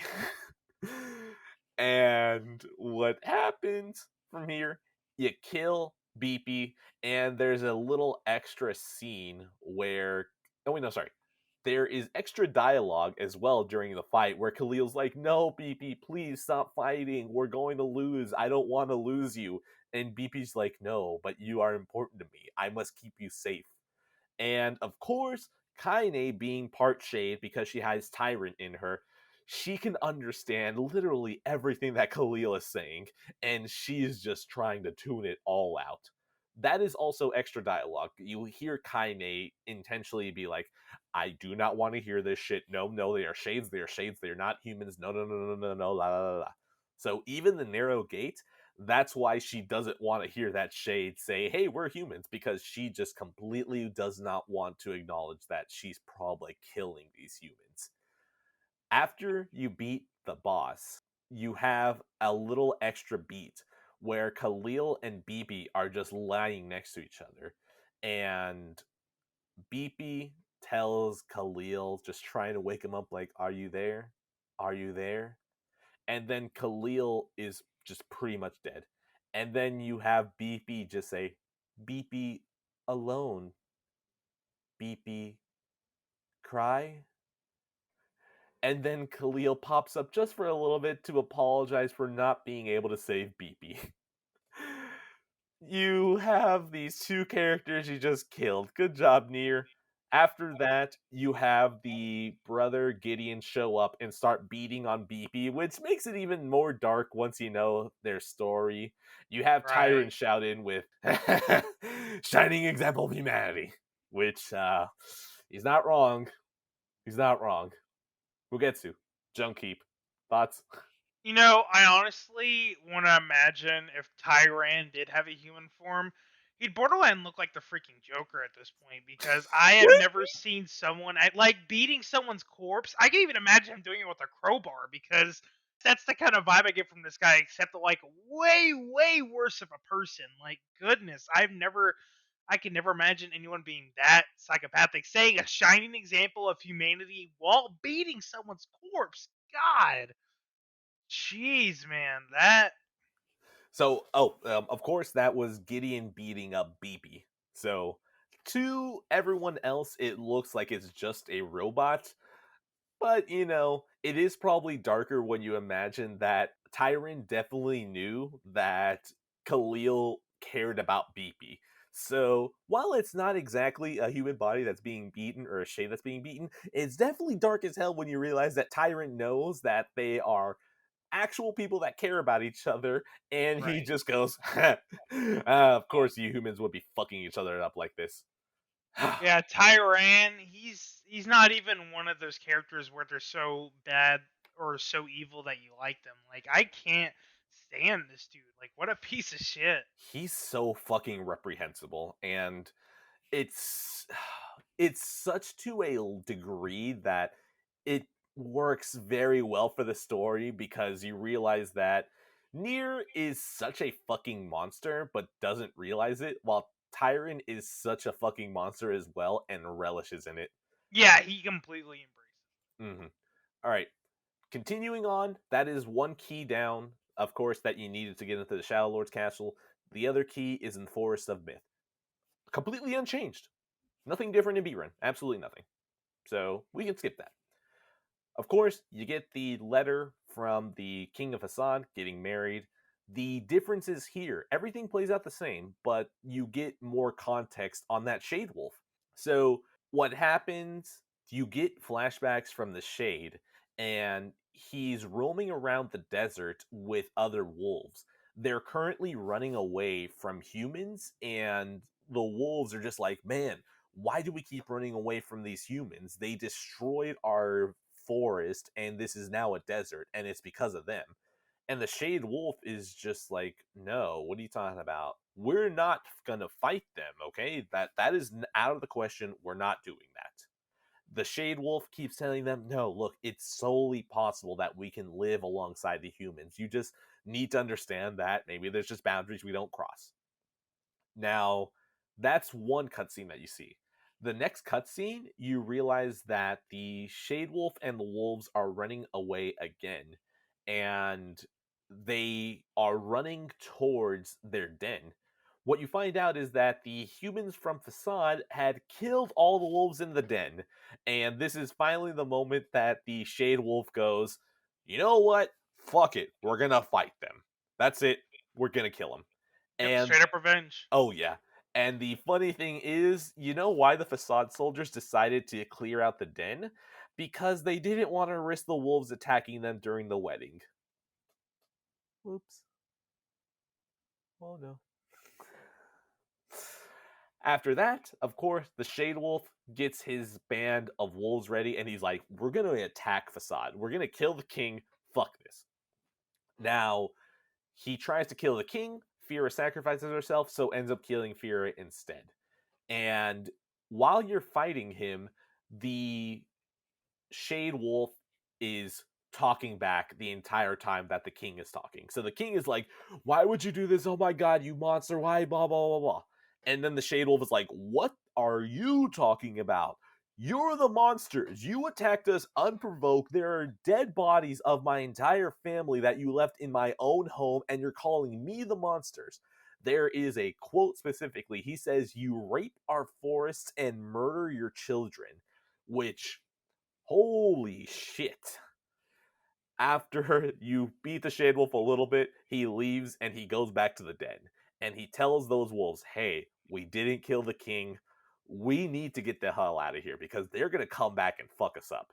But all the wolves are like, hell no, we're going to stand our ground. We're going to stay here. If they want to fight, we're going to give them a fight. And the Shade Wolf is still thinking like, man, we should still evacuate.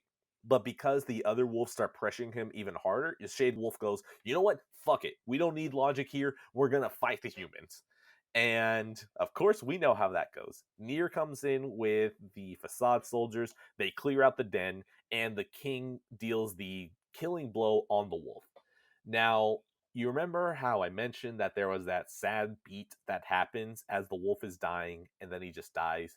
And I just remember not understanding why. The reason is for B Run. The Shade Wolf, as he's dying, sees his owner. He sees his owner as he is going into the white light. And you get a reverse shot from the point of view of his owner, and you realize that the wolf was never a wolf. He was a dog. He was a dog. And the reason why he didn't want to attack the humans is because he knew that at some point he could go back to being a dog and be with humans again. This is fucking heartbreaking.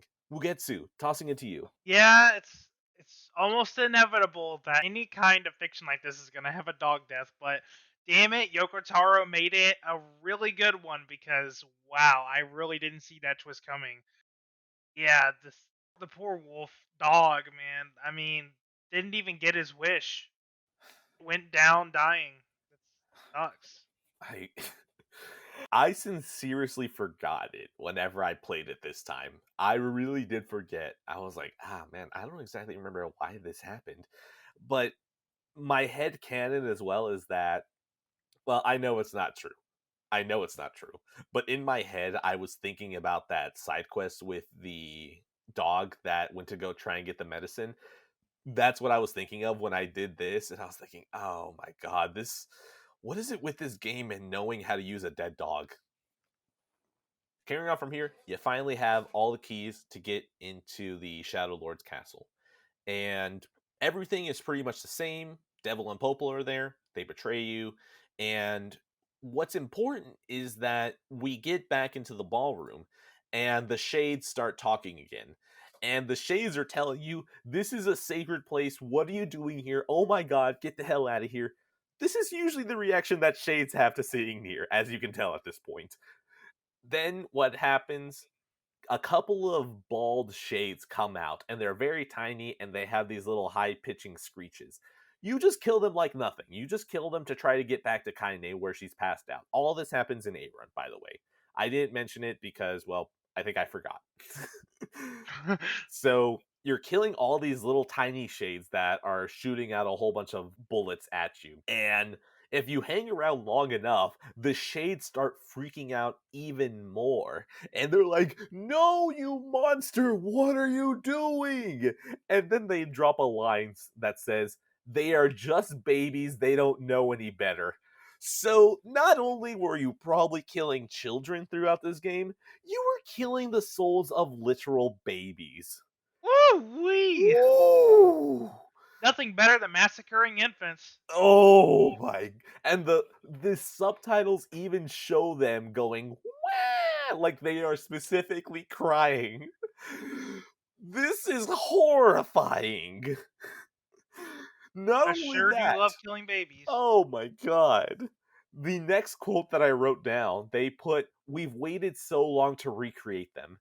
In other words, the shades at this point saw Replicant Nier coming, and they're like, "Oh man, Shadow Lord's got a fucking plan. They're gonna merge. All these shade babies, they're gonna come back and be real babies, and we're gonna be able to take care of them. What are you doing? Ah, no!" You know what? I feel like if I didn't already start the naming scheme of having it be something Yoko, I would probably call this one "Everybody Hates Nier." That would have been such a good fucking name because the Shades hate Nier for good reason, but I still love him, and while he did everything wrong, I still love him. Mugetsu, go for it. Best horrible deciding boy. Best horrible deciding. Ev- Best enemy of humanity boy. Best enemy of humanity. That's a, yeah, actually, yeah, right there. If there's anyone who was ever doomed to humanity, I would choose him. Punished Brother Nier is the choice that I have for who brings the end of the world. Second place, probably Joel. Third place, probably. I'm gonna go with A2 wearing his outfit. So those are my top three. A2 wearing Brother Nier's outfit. Yeah. Yeah, okay. Yeah, no. I mean, I just count the outfit, so I don't know who else I would choose. She do be looking kind of bad in that outfit. She do be looking kind of bad. She do be bad in general. Yeah, she do be bad. She do got the heel walk. Whenever she taunts something, I don't see why people get angry. I don't get it. Carrying on. You fight Devil and Popola, the exact same thing. Emil shows up and decides to nuke Popola, exact same thing. Kainé beats the shit out of Nier, gets a little bit horny doing it, backs away, exact same thing. You get into the Shadow Lord's castle. I said that I had a word earlier, but if you got this far, you heard the first part, so I'm just going to keep rolling.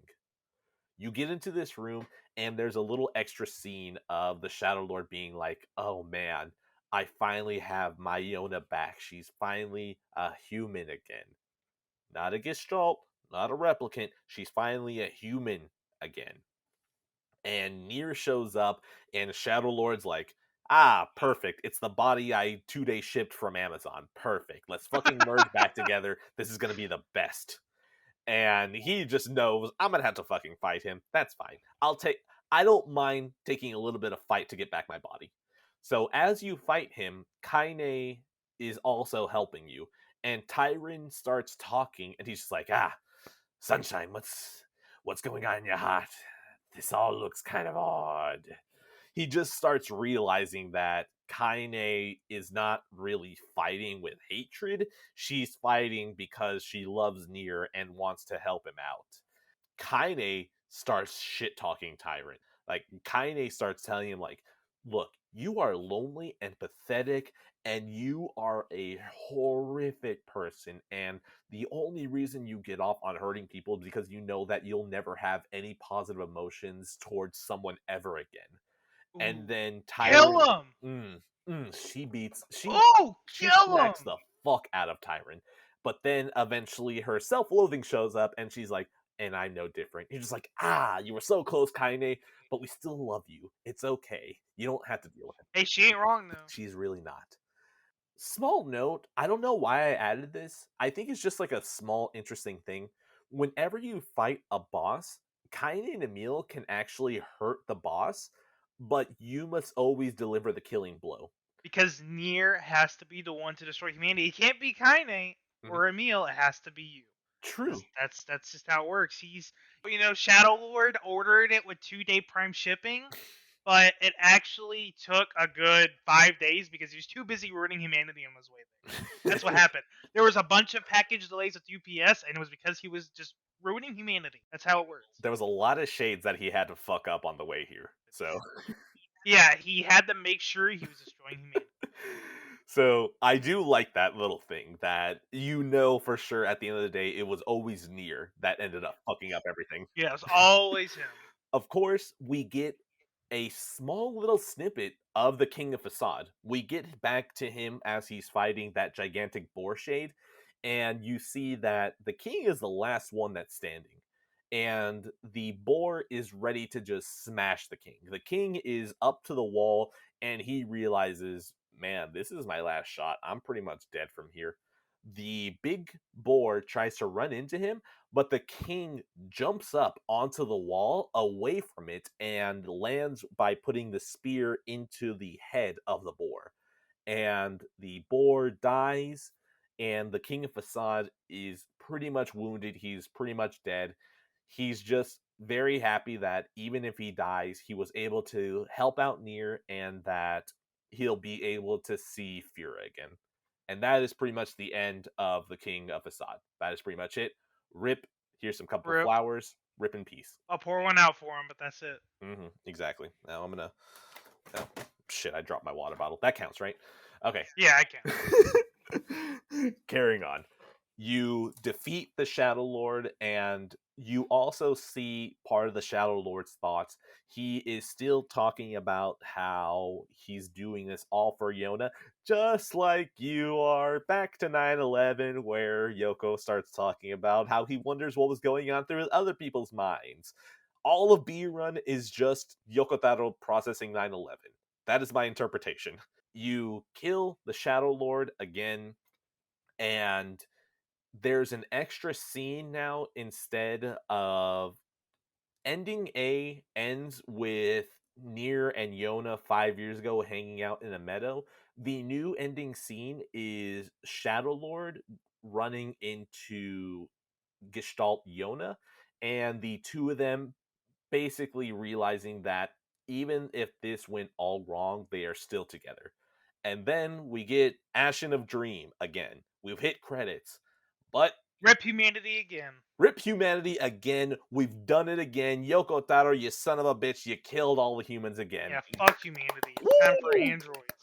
Fuck humanity. Embrace androids. Okay? You get one extra scene after the credits. Now, I'm gonna back away from the mic for this one because I'm about to get loud. Emil, my boy's alive! He's alive! Woo! My boy. Except he's ahead in the desert. Yeah, he's just looking for his homies, and he will not be finding them. Yeah, he's Sorry, buddy. Yeah, he's alive, but yeah, at a cost. Yeah, he doesn't have a body. He's just a little head. He's just bouncing around. He's just rolling and rolling. Yeah, he's still really happy though. He's just like, oh man. He's happy for now. Just you wait a few thousand years. Just you. Oh, don't worry. We're ending with the aliens. Fucking aliens. Yeah, really. Man, they really fucked up Emil, and it pisses me off. So after this, we're just gonna go straight into a short story for Emil. Look, I just need to say this real quick because we're gonna end it with that at this point. Yes. I just want to say the plot point of aliens attacking. It's so random, and it has no further explanation beyond that. It has no. I remember there was no backstory about the aliens. It's just that aliens suddenly attacked.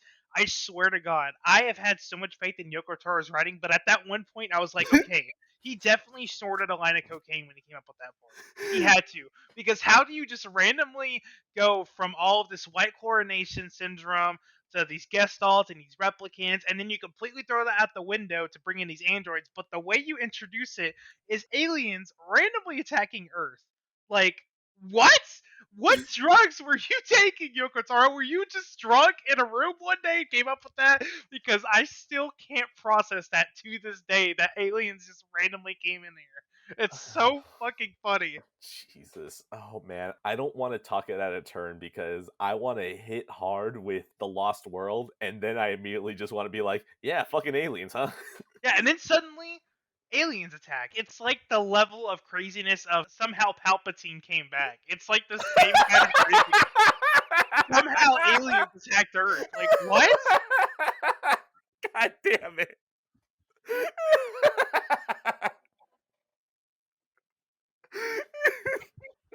Fucking Yoko Taro, dude. Oh my God damn god. it. Oh, oh man, that fucking killed me. Oh my god. Oh.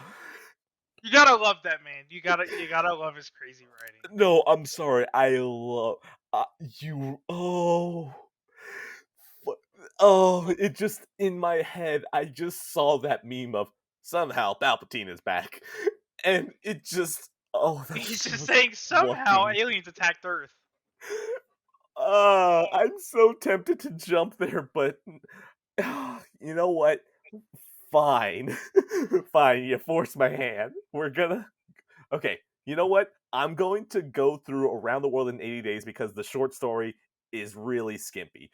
Okay, the short story is just after B Run, Emil's trying to recreate his body. He's just constantly finding materials and he just is trying to make his body and it's not working.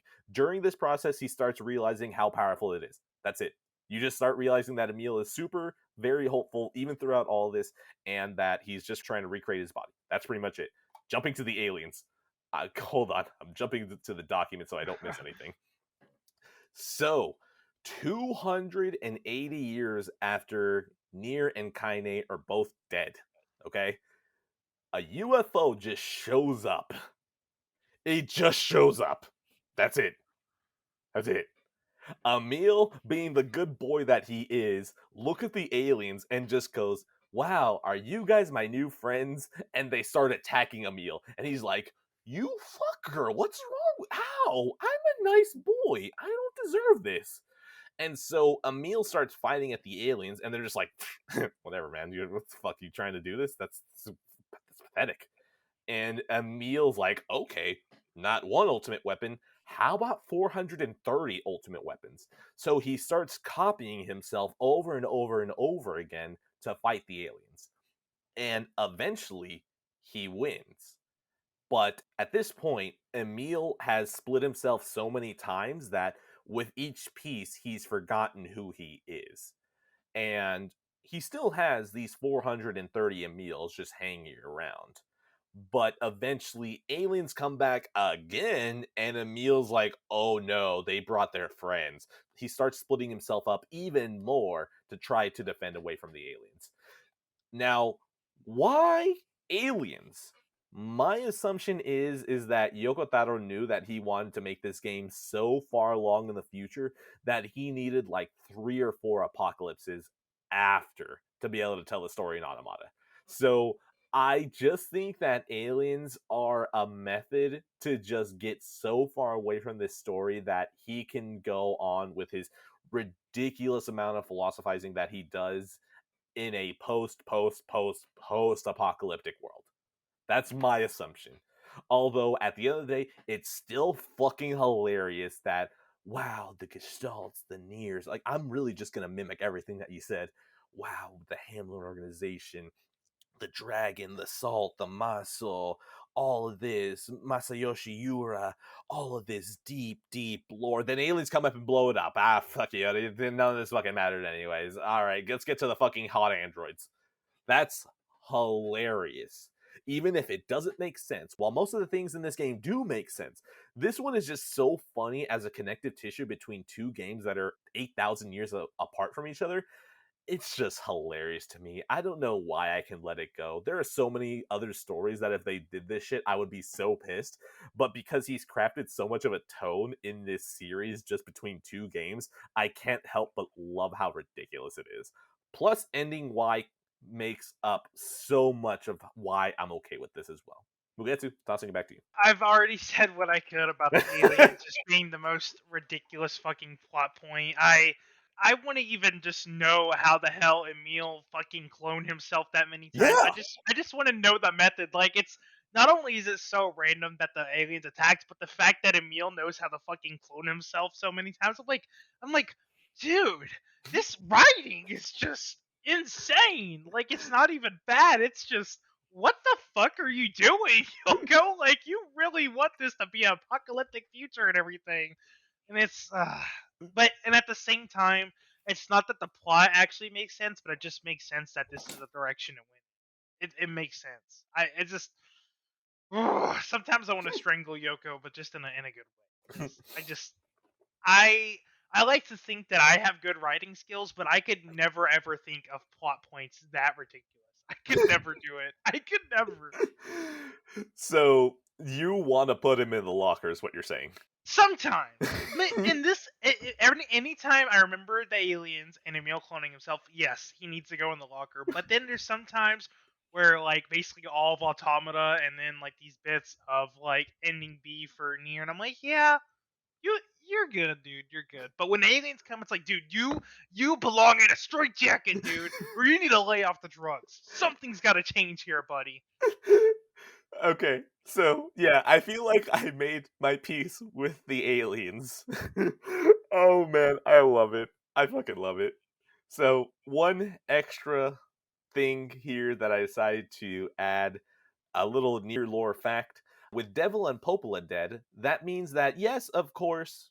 Okay, so with Devil and Popola dead, yes, because Nier killed Shadow Lord, he did doom all of humanity, because being the original Gestalt, having killed him means that there is no way, any way to have stable enough massa to stabilize replicants and Gestalts. So by killing Shadow Lord, it basically means now that the replicants are no longer going to be cloned again and live again. And now it means that the Gestalts are going to relapse inevitably. It's actually probably going to be sped up now because the original Gestalt can no longer provide their muscle. So he has accelerated the death of the world, yes, and all that. But not only that, by having killed Devil and Popola, that means literally all of the Airy, the forest, the junk heap, the facade, all of the locations you've been into. Oh, Seafront, because you killed Devil and Popola, and they were the Devil and Popola for that section, that now means that Nier also doomed all of those people to death too. Thank you, Nier. Thank you, Yoko. You killed humanity double. Good Fuck humanity. job. That should be the slogan for the Nier series going forward. Is just fuck humanity. The slogan should be fuck humanity, but especially kids. Because it also just seems like this series hate kids. Especially babies too. Yeah, fuck those shade infants, dude. Fuck them. Okay. It's like that one meme. Fuck them kids. Oh, absolutely. Yoko Fuck Taro them. is full on fuck them kids. Fuck them kids. Fuck humanity. Alright, that's B Run. That's B Run. Mugetsu, how do you feel about B Run? I do like to focus on Kainé a lot. Oh yeah. And most of all, a lot of the developments with Tyran. Definitely a big piece of shit though. That's Yeah. what B Run made me realize is just wow, what a piece of shit. And to someone who's a little shitty but nowhere near shitty, him being attached to Kaine, poor her, like what a fucking ride B Run is. A Run had all of those main spicy twists to get out of the way, like the whole Gestalt replicant, Shadow Lord, all that. That had all that, and then it's just like, yeah, but here's some more painful food. Take all this. We're not done with your ass. You're gonna be broken to pieces by the time you're done with this whole game, and we're just getting started. And I'm like, yeah, I'm here for it.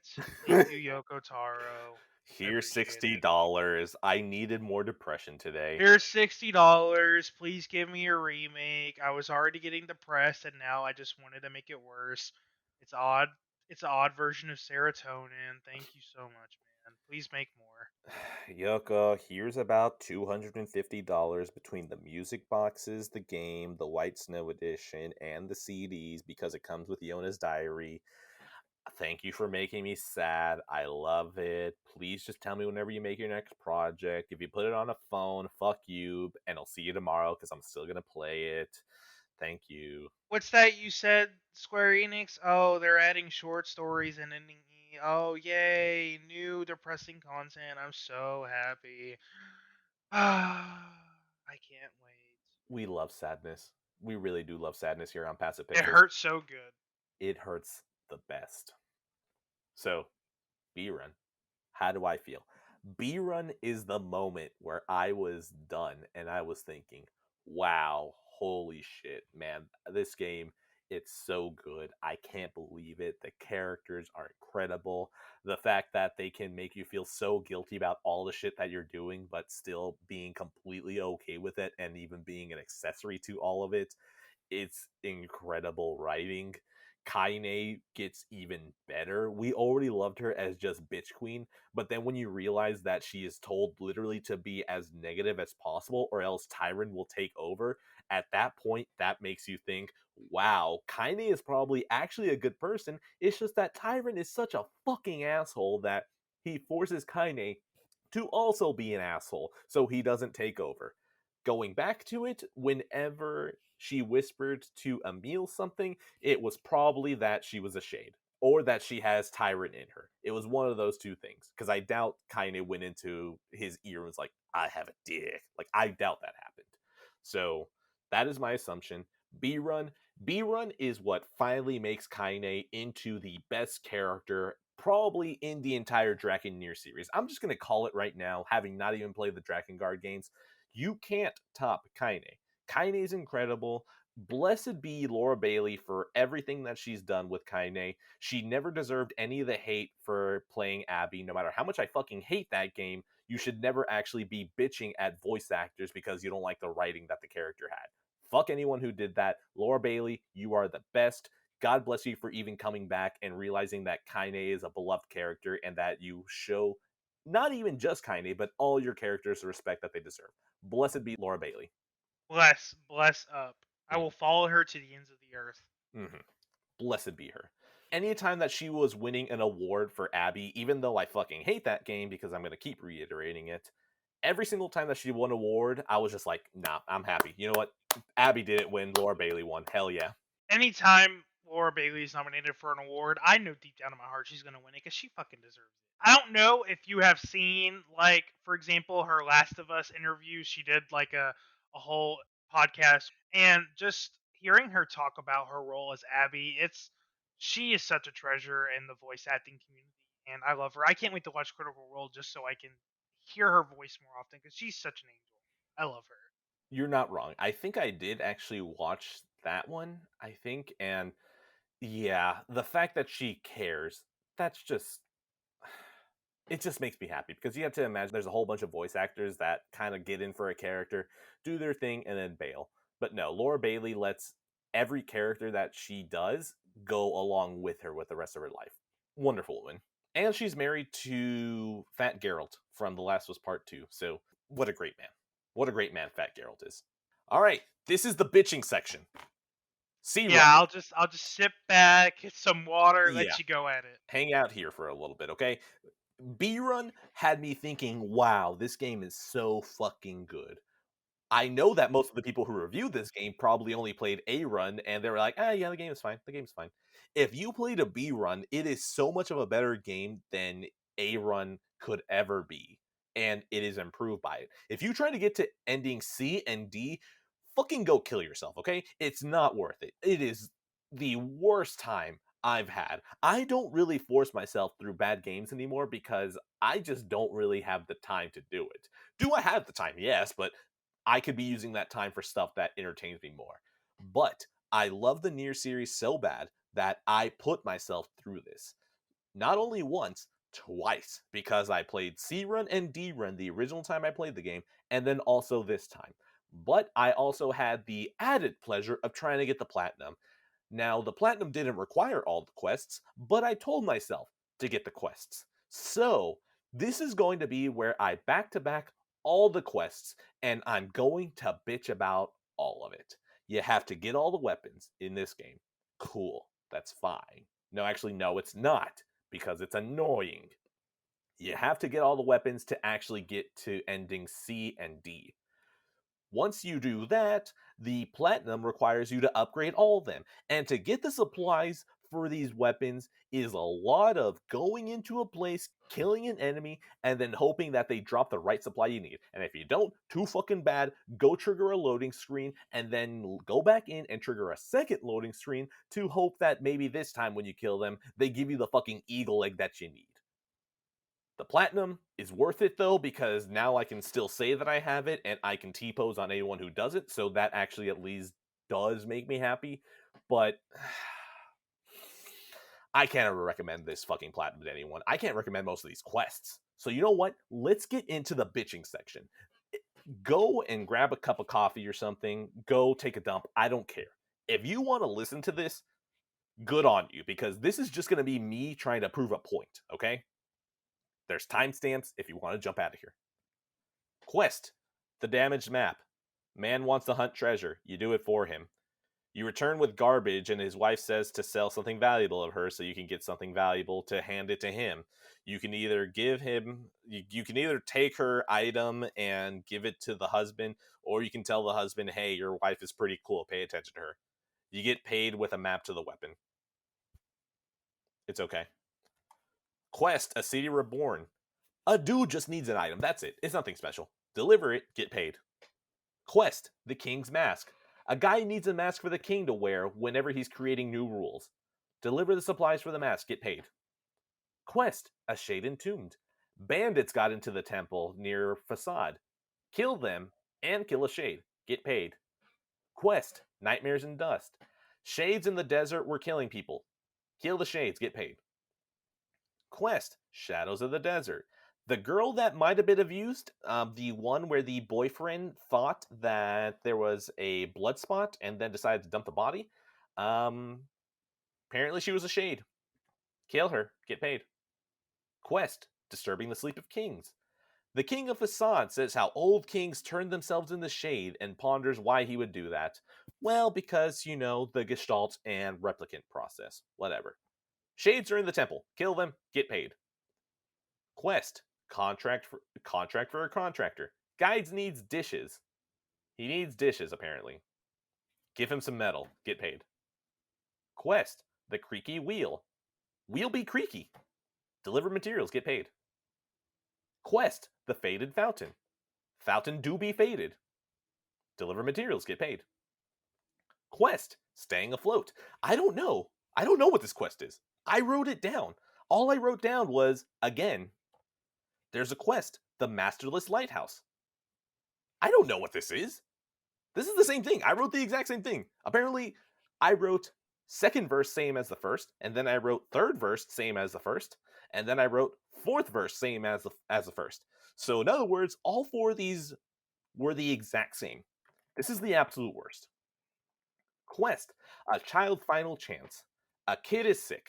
Okay, actually, you know what? This one's funny. A kid is sick, and they're asking you for help. Apparently, the kids were playing near the Forest of Mist, so you need to go there and figure out what's going on. You go there and you find out that there's some poisonous berries, and you're like, that's obviously what caused it. Kainé eats the poisonous berries, and she's like, wait, what are you talking about? They're not poisonous. These are delicious. And then Nier grabs the berries, like, I guess this isn't it. And so he eats them, and then he passes out. So apparently Kainé, I assume because Tyron is very powerful and always healing her, she can probably eat poisonous berries and be completely fine. Nier, probably not, and then he passes out. He wakes up, he's like, oh shit, yeah, okay, I guess that was what it was. They take the berries back to the village, the child is saved, get paid. It's just the writing. It's just the writing. It's nothing too special. Alright, I'm gonna pause this. Quest. Search for the shade. There's a shade in a village. Find it. Kill it. Get paid. That's it. Quest. The magical stone. A woman needs a fortune-telling rock. Popla says, hey, check the shrine. You check the shrine and there's a rock. You give her the rock and you get teleported back to the prologue. You fight. You win. You get paid. Quest, Strange Fate of the Jewel. You know what? I think this wasn't too bad. There was a woman that was looking for an old heirloom. Apparently, the lighthouse lady's lover had sent the mermaid tear, the family heirloom, as a gift to her, but it. Wait, no, hold up. The lighthouse sent the mermaid tear. Ah, okay. So there's a woman who is trying to find their family heirloom. It is a mermaid tear, and the lighthouse lady's lover had sent it to the lighthouse in the had sent. Oh fuck! Why can't I? I can't even describe this shit right.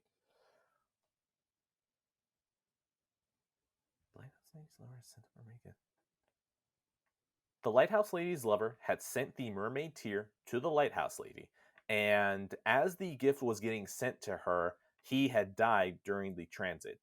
Apparently, the postman had taken the mermaid tear and hid it, and he decided to keep it just so the lighthouse lady wouldn't exactly have extra hope about him ever showing up. You can either choose to give it to the woman or you can choose to bury it.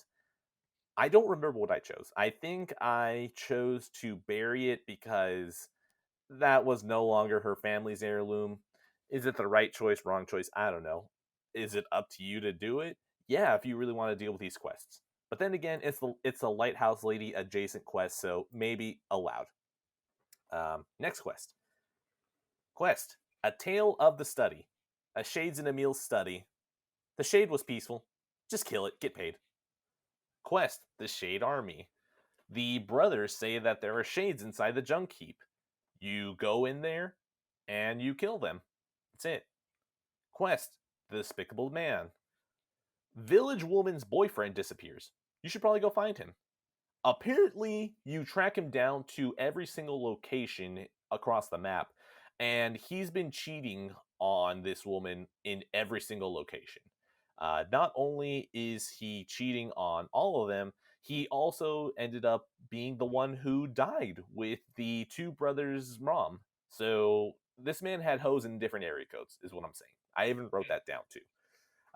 He's dead. Go back and let the village woman know, and that's it. Get paid. Quest: Research paper. The butler tells you, hey, can you go back down there and see if there is a way to fix Emil's eyes? Let me see. This is actually the few times that the short stories get brought up in the actual game. Apparently, one of the papers mentioned a scientist that treated Halua and Emil like actual kids instead of just experiments. One of the papers that you picked up was apparently an apology from the scientist to Emil and hoping that Emil and Halua still do take care of each other. So, hey, look, that's actually important, but completely useless unless you know the side story. But if you're listening to this far, good thing is you don't need to play that quest anymore, because I did that. Quest: The Great Tree. A man wants a piece of the root of a tree in the Lost Shrine. Get it. Give it to him. That's it. I mean, there's a little thing where he mentions that at some point in the past, all plant life disappeared, but something brought them back. So I'm just going to assume that the gestalt that the gestaltization process probably included plants at some point. I guess plants have souls now. I'm not going to go in too deep. Quest: Master of the Southern Plains. Postmen keep getting killed by shades. Kill them, get paid. Quest: Frisia. Guy wants a flower delivered. You find out lover's dead. Deliver bad news. Get paid. Quest: Learning a trade. This one's actually pretty funny. The same guy that realized that he would get motion sick from trying to trade across the ocean, it's him again, and he ends up asking for different supplies that he can invent for medicine. What you find out is that he accidentally invents Viagra from some of the supplies you give him.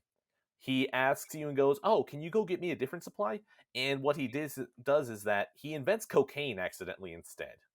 Uh, Ah, yeah, it's hilarious because he's completely wired up, and you're like, "Oh yeah, he definitely discovered drugs right now. That's impressive." Um, he realizes instead that, okay, you know what? I'm just going to be an apothecary. I'm pretty good at creating drugs. You get paid, and that's it. That's the quest. That was pretty funny. Quest: the scattered cargo. Old woman lost her cargo. Go get it back. Now, you have two choices. You could either blackmail her for the smuggling stuff that she's doing, or you can just hand it off to her and like kind of wink wink nudge nudge like, I know what you're doing, but it's okay. I didn't snitch. I was a bro. You want to smuggle? Dude, the world's already fucking dead. That's fine. The cool thing is that she's like, hey, thanks for not telling on me. The tavern in Seafront, you get a discount there now. It's like, cool, thanks. Quest: a memorable knife. The tavern keeper wants a knife made by the two brothers. You go and you talk to the brothers, and they make a knife. Um, keeper asks how the brothers doing. Ah, so the tavern keeper talks about wanting a knife made by the brothers, and you go to the brothers, and they're like, "Oh, huh, my dad used to have a knife like this." They make the knife, you hand it back to the tavern keeper, and he's like, "Hey, by the way, how are the two kids over there?" And Nier's like, "Oh, well, they're there. Why are you asking?" And the tavern keeper goes, "Oh, no, no, no, no, don't mind me, don't mind me." So you have to assume that probably the tavern keeper was the two brothers' dad. Just a tiny little thing, but it doesn't add anything. Get paid. Quest: Bon Appetit 2. Bon Appetit 2, this is the sequel to the dude who wanted shark fins. You go and he asks you to go and get catfish. So at least a little bit easier. You give him the catfish and he does it again. He this time throws catfish into some noodles or something, and he's like, "Yeah, I don't like how this catfish feels," and then throws it out again. And then you get paid. All side quests are done. Most of them fucking suck. If anyone tries to tell me that these side quests are good, I've gone through at least 10 or 15 minutes of complete boredom to explain that most of these suck. Mugetsu, side quests. Were you even in? Were you tuned in? If not, I don't blame you.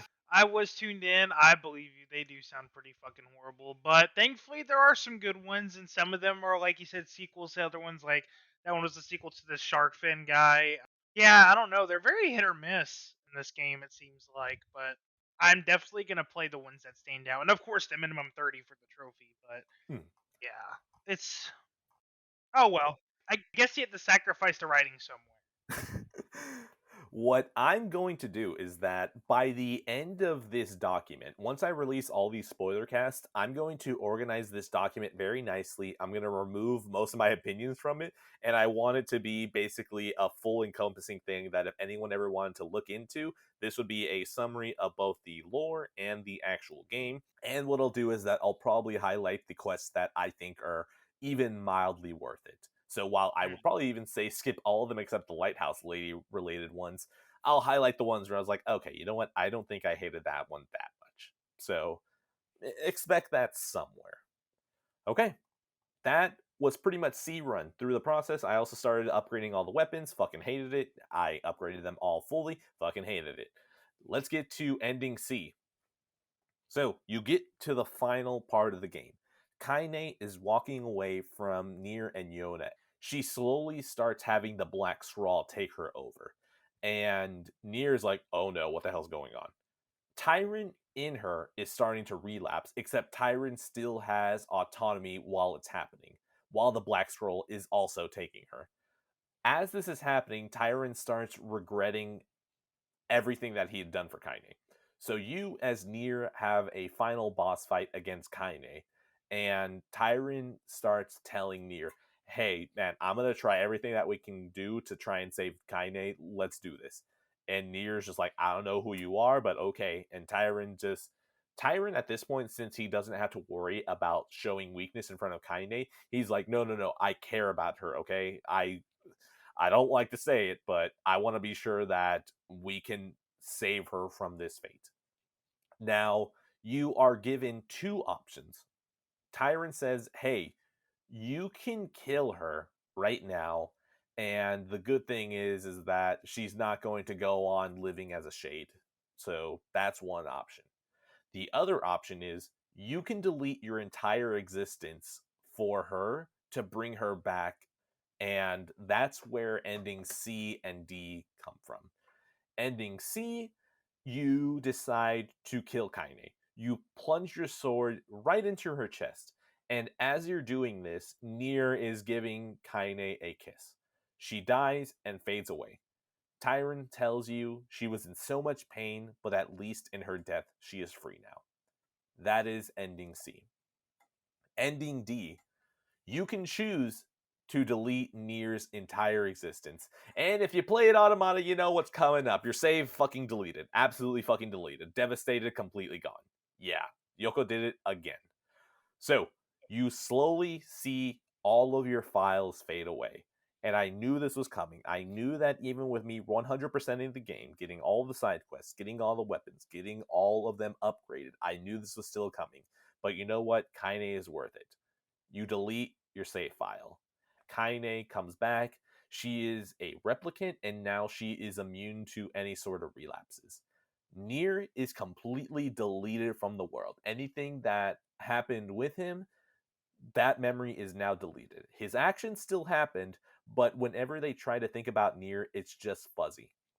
So Yona completely doesn't remember who Nier is.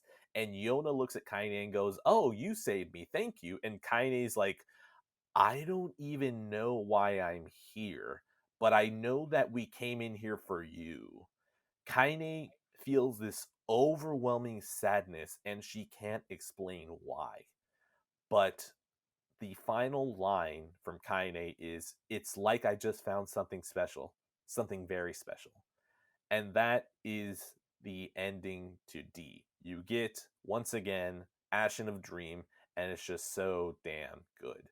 Little bit of lore stuff. Of course, the Black Scroll is developed in replicants because the Gestalt was already corrupted.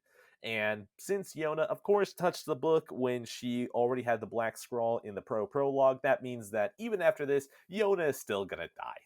Mugetsu, ending C and D. Tossing it to you.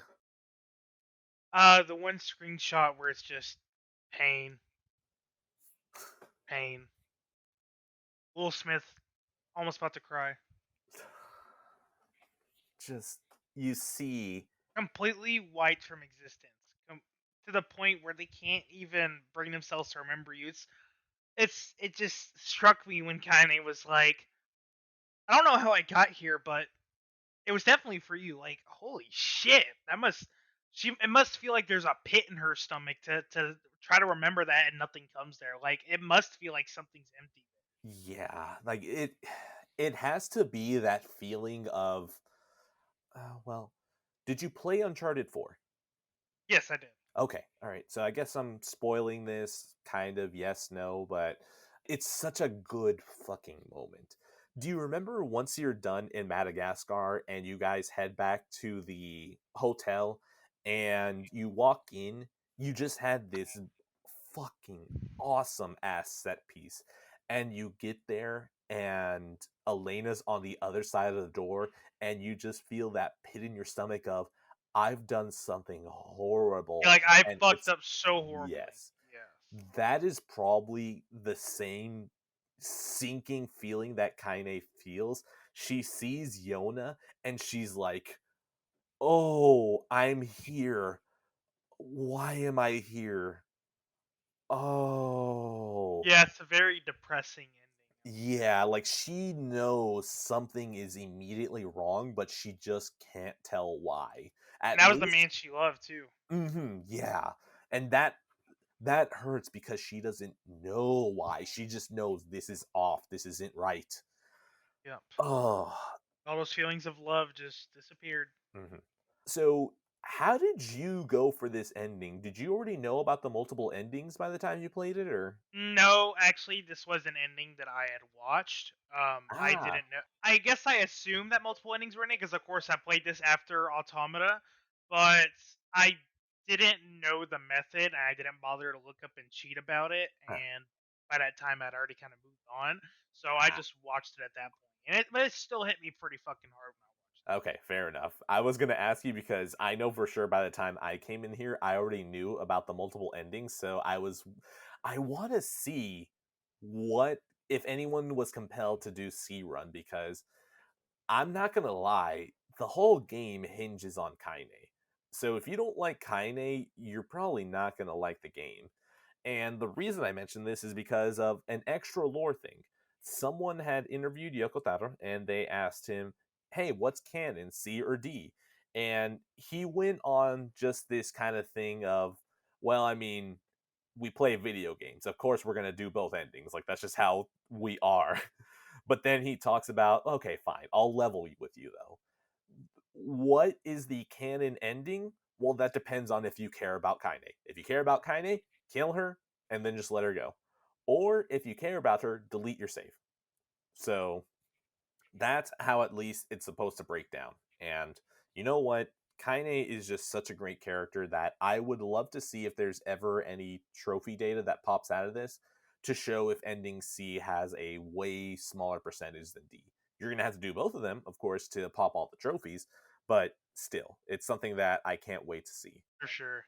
All right, and we are finally at the final topic. Mugetsu. This is about to be fucking 8 hours that we talked about Nier. Just let's reflect on that for a second. Yeah, we basically been here for the entire length of a good chunk of video game. My God. There's games that are shorter than this entire spoiler cast. That's how much Nier can flex on games.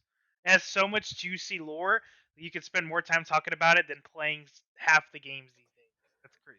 Mugetsu, if anyone ever questions my Nier credentials, I'm just going to show them these 3 spoiler casts. And I want you to know that now that you sat in for all of these, you can probably do the exact same fucking thing. I definitely would. No one would even be bothered to try to go through even an hour of that just to disprove any credentials. They'd be like 8 hours. Okay, you're good. I'm sorry. I'm sorry. Mugetsu, Hopefully Yoko Taro sees this somehow someday because 8 hours is so long. I haven't seen any Nier videos like this at all. my God. This I'm sure he'll see it one day somehow. It may be 20 years in the future when he's done with Nier and he's just chilling and he's retired. He's like, oh hey, eight hours of two dudes talking about. Yeah, I guess I'll check it out. And then he hears about all the shit that we've called out, like the alien stuff, and he's like, huh. I think I was snorting cocaine that day. And then there's the shit about like the depressing parts. He's like, suffer. I no, might make another one now. okay, just because it's an interesting route to go down. If somehow, if I don't ever know how, one, Yoko Taro would ever find this. Two, he would even listen to this long to get to this point to hear us. Three, to even think of looking at the timestamps to even jump here instead so he doesn't have to listen to all of this. Assuming all of that and throwing all that out of the window, Yoko Taro, if you are listening to this shit, any single time that you kick yourself down, fuck you, okay? You are the greatest video game director of all time, and the reason that you are is because you don't act like it. So continue to kick yourself down, but don't believe every bullshit word that you tell about yourself. You do some good shit. Now, if there's a translator that's translating this, thank you. Pat yourself on the back as well. You don't have to translate Ooh, that. kill him! Ooh, kill him! Blessed be Yoko Taro, okay? Blessed be. The title of Praise this him. one is Locked Yoko, okay? I mean, sorry, Lockered Yoko. Praise him. We don't want to see you in the locker anymore, okay? You can do what you No. want. Just don't pull the alien shit again. Don't pull it again. You Make it make a little more sense next time. Don't pull it out of your butt, okay? I'll forgive you though. I forgive you, man. Yoko, you made Automata. You could probably shit on my doorstep and I'd still would be okay with it. Actually, I would even go as far as to say you could shit on my doorstep and I would scoop up that shit with my bare hands and I would go and I'll put it in a glass case on display and be like, yes, this was given to me by the man I respect the most in the world. Thank you. Thank you for this pile of shit. I love it. I love this piece of shit. You can even label it Alien Twist. I mean, the aliens did kind of look turdy. They did look pretty poopy. Oh, no, I was making a joke. I was calling the Alien Twist shit. Oh, okay. Okay. Sure, that works too. Yoko, I'm sorry. I love you. Just I have no problems with any of your games besides probably the gameplay for Drakengard 1 all the way to Nier. That's about it. You're doing great stuff, honey. Keep going. Just please, Yoko, one request is if you make more Nier, try to make something with the aliens. Give us something instead of just them being dead and we just know stuff about it. If you're gonna go down the route of aliens, give us some shit in there. Give us the whole Emil alien war at some point, even if it's just some more short stories. Just do something with it. Don't keep it as vague as aliens attacked and that's it. Do something. I want to see aliens come down and we care about them so deeply and we have no idea that it was a Yoko Taro game. We're just like, man, these aliens, they're making me so sad. I care about them. And then in the last scene, Emil shows up. He's like, hey guys, what's going on? You're like, oh no, we care about the aliens that Emil kills. Fuck, we got tricked. Damn you, Yoko Taro, you did it again. Well, I agree with that. I just do not see how those aliens, just judging by their appearance, how I can ever care about them because these fuckers don't even have arms. They look like the fucking Squidbillies. That's what they look like. They look like Squidbillies with their heads shaped like a penis tip. That's what they look like. And they have all these fucking arms. I was like, how could these guys be like? I want to see a game where Emil just fucks them up. That's what I want to see. Or I guess they fuck him up, but you get the point. Because like, there's no way they could be like. They probably don't even speak English. They just like, and they're probably weak to water. Yoko, Fucking signs. seriously, fuck signs though. Yoko, you're a great man. Please keep drinking. We like the ideas that come out of it. Ending E, the Lost World. We're finally fucking here. Kainé doesn't remember Nier at all at this point. She just knows that she saved Yona, that Tyrion is gone, and that she has flashes of a man that she doesn't recognize. She is just constantly always killing shades to just let out her anger because she doesn't know how to express herself any other way. Eventually, she's killing enough shades that brings her to the Forest of Myth. And she ends up there and she realizes that the Divine Tree is covered in vines and power cables. There is a program that comes in that is randomly named. Oh shit. What if that's the trophy name? There's a named program that is just a random string of letters and numbers. And the code pops up and it asks Kainé, do you want to know about the forest itself or the future? And Kainé is so confused about what the hell is going on. But before they can even continue, or she can answer, the program starts explaining what the forest is. Shades start moving in, and Kainé is attacking these shades while the program is talking. The program explains that the forest is a computer that the original humans used to study Maso. And now it was entering the final stages to shut down because the original Gestalt was gone. It explains that the tree is similar in the purpose of Weiss, and it also controls the muscle and the life and death of Gestalts, and all of the information that humanity left behind for the replicants. So, of course, Kaine is still fighting during all of this and not understanding a single word that is going on. P-33 robots start showing up and they fight Kainé, but what ends up happening is that some of those P-33 robots aren't the gigantic ones like you see. You find out that a whole bunch of them look like the androids from Automata, even going as far that some of the humanoid P-33 robots look a little bit like Kainé. And that probably explains Yorha and all the white hair that they have. The program continues to talk, and this time it chooses the future. It talks about how the future is gone, the world is failure, both robots and humans are completely unnecessary, and that this world and itself, the program itself, has no reason to exist anymore. Kaine is getting overwhelmed by these androids and the shades, and Emil shows up to fight the Kaine android bots. And the tree slowly starts powering up, and Kaine and Emil are like, I don't know what the hell is going on. Nothing about that looks good. And they start killing the tree. From there, the tree, the forest, everything around them slowly starts melting into a puddle. Both Kaine and Emil are just so confused about what's going on. The program, in its dying words, says, Using the power of magic to fuse machines, human and plant together. This is the truth behind this world. Amazing, amazing. A replicant like you can reach this level. Amazing. I'm assuming that the tree and the humans, the machine, the plants, I have to assume that the aliens took over this tree at some point to be able to fuse plants and machinery together. And my assumption is that's how the plant. Oh my god, Mugetsu. What was the soul for the machine life form in Automata? The soul for the machine life form, they were black boxes like the androids. They both were built from black box. No, no, no. I just remembered the machine core. That's what it is. The machine core, which then got used for the black box. Right, it's machine core, and then machine core for the androids becomes a black box to make it different. Yeah, that's right. Okay, there we go. Okay, yeah.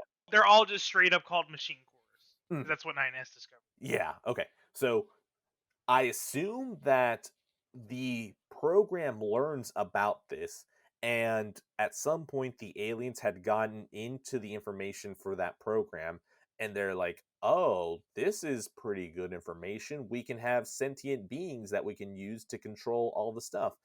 Oh, it's based off of a plant cell. Well, we don't know what the fuck a plant cell is, but we do. So that's probably the connection. By the tree understanding how that works, the aliens probably got in and were like, oh, this is information that we can use to create the robots. And then you have Yorha and the few androids that were left behind probably taking that data and then repurposing it for Yorha. Am I off? What do you think? No, that sounds pretty. Yeah, Okay. I'd agree with it.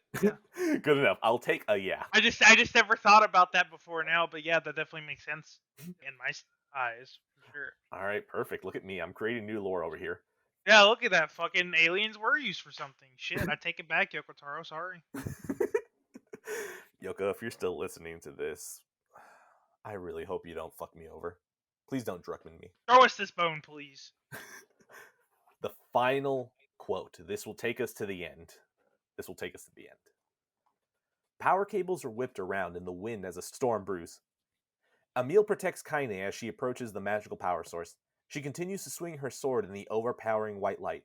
Suddenly, everything quiets down, as though she had arrived at the border between reality and a dream world. Kainé feels that something important is in front of her. She tries touching it and can vaguely tell that it is the shape of a person. Nah. Don't. Tears flow down Kainé's face. Go back. Do not. Come here. Don't. She grabs onto it as it slips away, losing something important again. This is pissing me off. This is my life. I decide how I'll live it. I don't need anyone telling me what to do. It's my decision to die for you as long as I'm your sword. That quote, pissing me off, die for my sword. Apparently, this is a line that wasn't properly translated going from Replicant into Gestalt. Apparently, this is a line that Kainé tells Nier at some point at the end within Shadow Lord's castle to say that no matter what's going on, she is still going to stay by his side no matter what. So Kainé hears this line being spoken back to her in her own line. Back to the quote. Kainé cries out of fear of losing that important thing again, angry at how powerless she feels. I must get it back. I'll get it back no matter what price I have to pay. Someone pushed Kainé from the back, helping her move forward. Stop screwing around. How can you disappear all by yourself? I'm the one who will decide what the meaning of my life is. I get to do whatever I want with my own life. Get back here, you fucking bastard! Long ellipsis. The white light dissipates, and the clear blue sky reappears. The forest of myth disappears, leaving behind a giant techno-organic flower. From afar, it resembles the lunar tear. At the stamen, Kainé is holding a person that is important to her. This person that she is used to see is kind and in deep slumber. Oh, sorry. This person that she is used... Oh. This person that she The is person used that to she's see... used to seeing is kind. Yeah, but I'm fucking it up, man. You know what? Just because I've been reading this entire time, you want to handle it for the end? Sure, yeah. Have at it. This person that she's used to seeing is kind and in deep slumber. Emil floats closer. Kainé looks up to the sky, thinking back to how someone helped push her forward within that white light. When she clearly heard, I'll leave this guy to you, lingerie woman. They meet again. An Emil with a slightly different body, an older Kainé, and a younger version of him. Yes, his name is And that's the Nier Spoilercast. Nier. There you go. How are we feeling about that story? This is finally how we wrap up. What a long journey it's been.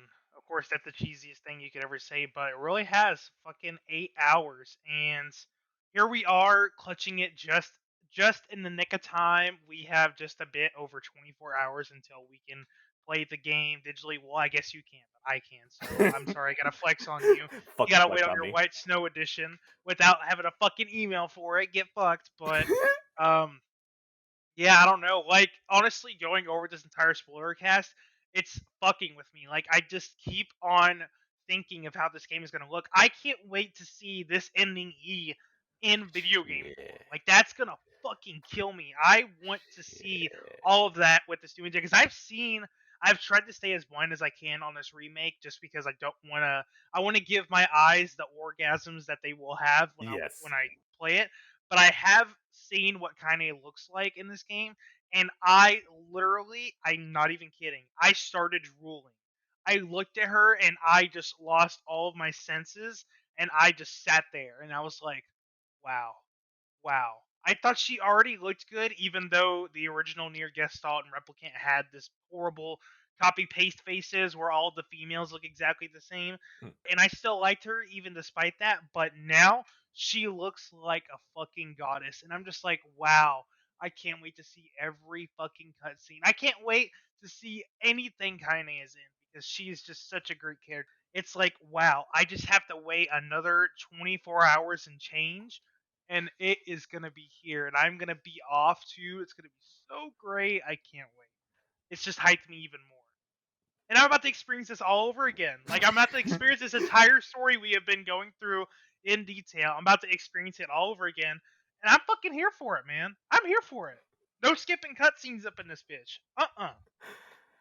I'm gonna talk about ending, then I have to give thoughts about the entire spoiler cast. Ending E. Fuck. I love super depressed Kaine. The way that she just tears through literally everything in front of her.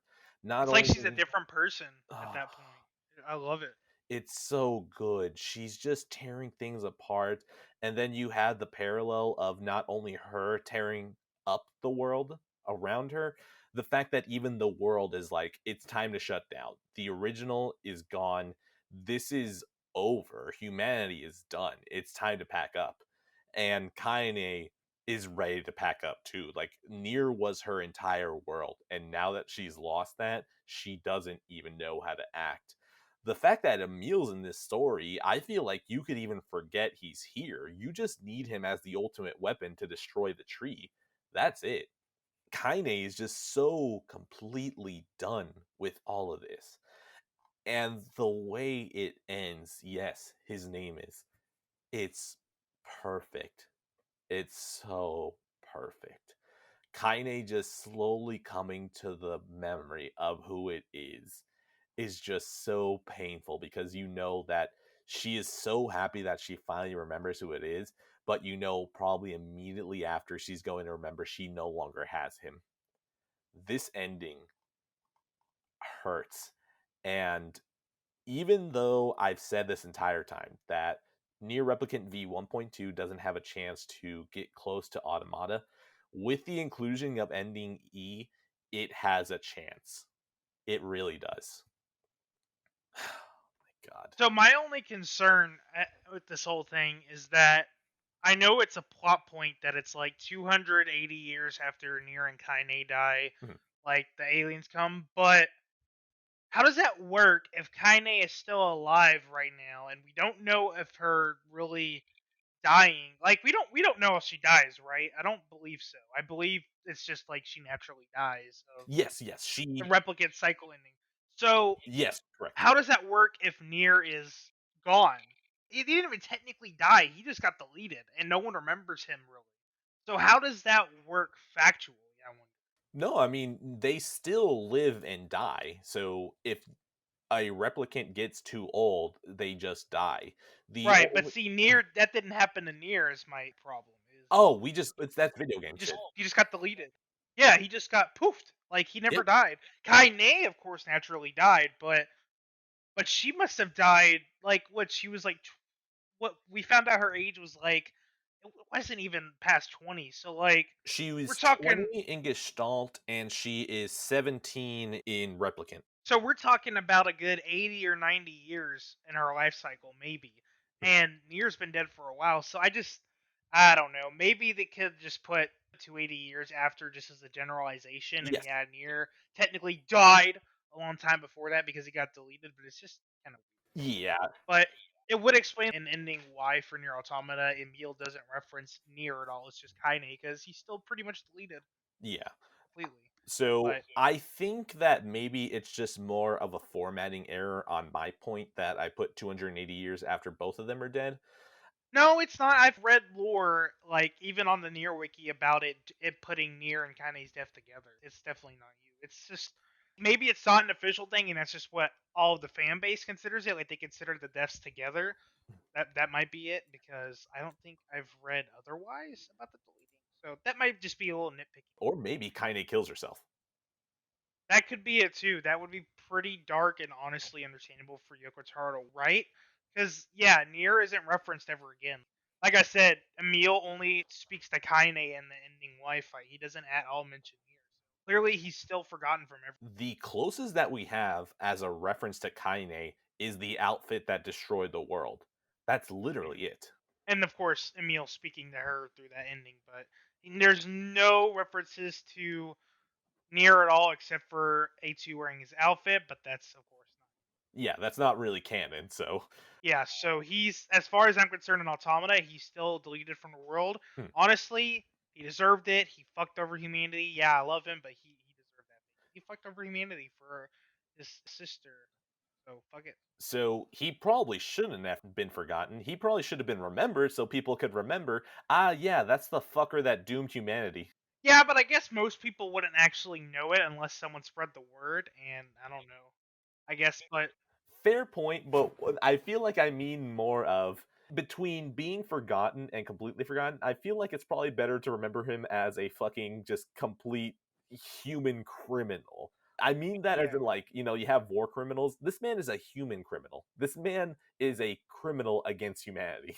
I feel like it goes either way because it's like, yeah, there's that where everyone remember your legacy as being a horrible person and all that, but at the same time, imagine going through all of that shit for your sister just for her to end up forgetting about you and no one remembers you. Like that's also a pretty bad fate because then it was all for nothing if she forgot about you, and she's still gonna die anyway. So That- at that point, he would have at least been able to live the rest of his life. But fuck it, he was forgotten about. He doesn't exist anymore. That's a pretty bad fate too. you know what? You're actually right. I mean, regardless of what fate he has, it's something that he deserves. Yeah, and Yona's still gonna die, so fuck it. Which is still fucking dark as hell that this small child is Yeah, like. the whole game is basically pointless in that regard. Like he goes on this journey to help her, and it never works out. And then humanity's fucked too. He fucks over himself. He fucks over himself, his family, and all of humanity. Like if he just said "fuck it," sorry Yona, you're shit out of the luck, then humanity would be totally fine. He would be able to get back Yona because you'd have to imagine that if Gestalt Yona that was inside Replicant Yona, if the two of them could still communicate to each other, that would mean that had the Shadow Lord and Nier gotten back together, Replicant Nier would still be near Replicant Yona because they would be like, oh yeah, now I just have two people within me. Which means that maybe like after literally one generation, people would start fucking, they would have kids, and then once those kids would be born, they would no longer have to deal with the process of having two people in them. So literally it would just be fixed after like maybe 20 or 30 years. Thank you, Nier. Only thing I'm wondering is if aliens would have still attacked though, Oh, they and would have. humanity would have still been fucked. Oh, they would have, but Emil would have probably fought even harder. True, true. Okay, that is at least ending E. My thoughts about this spoiler cast. First off, Mugetsu, what a fucking trooper. I didn't realize I was signing you up for this. I don't think you knew what you were signing up for, but Oh thank you. hell no. More than anything else, we've already thanked everyone, but thank you for actually showing up. Not only that, you even put in work to correct me at times.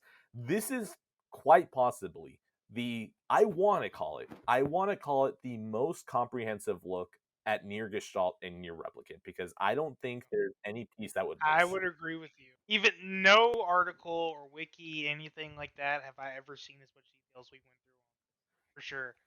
I've never seen anything like it. If I ever see someone that wants to even get close to being a diehard Nier fan, I will probably point them to this podcast. It's asking a lot of someone, but if they know, if they know, they know that it's worth it.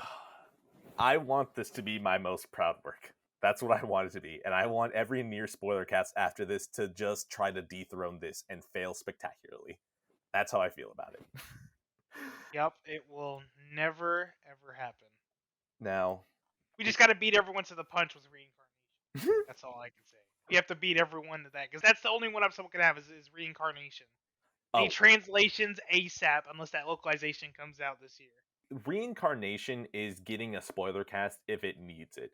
If there is no actual lore shit that's in there, I'm going to be very disappointed because I am going to go out of my way to play it. I do remember everyone, as soon as it got announced, everyone was like, "Oh my god, is that little Kainé?" Yes, I remember that Is too. it Kainé? And I was like, come on. I'm not gonna lie, I thought for a second too. I was like, little white-haired kid. There's a little ghost around her. It's probably Tyrant, isn't it? And then immediately everyone went, ugh, and I was like, okay, I guess I'm wrong. Shit. I never thought it. Gotta be someone new. But I do hope that the lore's pretty good. I haven't even seen the gameplay aside from the free roam. Like, I don't even know what the combat's like, because I just want to stay perfectly blind. Absolutely. I've only seen the opening trailer, like the very initial trailer that they gave. Yeah, that's all I've seen. That's all I've seen. And I was like, Nier, cool. Mobile, fuck. Still doing it anyways. Good job, Yoko Taro. You've bent me so hard that you can make me play on my phone. Pray for gamepad support so I can just emulate it on PC and it feels like a console. Oh god, I hope so, because if Keiichi Okabe is recording this, I don't want to play it on my phone. I don't want to play with headphones. I want to be able to play this shit on my 77 connected to my sound system. That's what I want. Exactly. I need that controller support so I can put it on an emulator and then hook it up to a TV and boom. There you go. Man, I'm so happy with this. I really am. Mugetsu, a big thank you to you, man, for actually hanging out. That being said, fuck Drakengard 2. All my homies hate Drakengard 2. Fuck Drakengard 2. All my homies hate Drakengard 2. We don't need time coming back. 3 and 1 are where it's at. Fuck 2.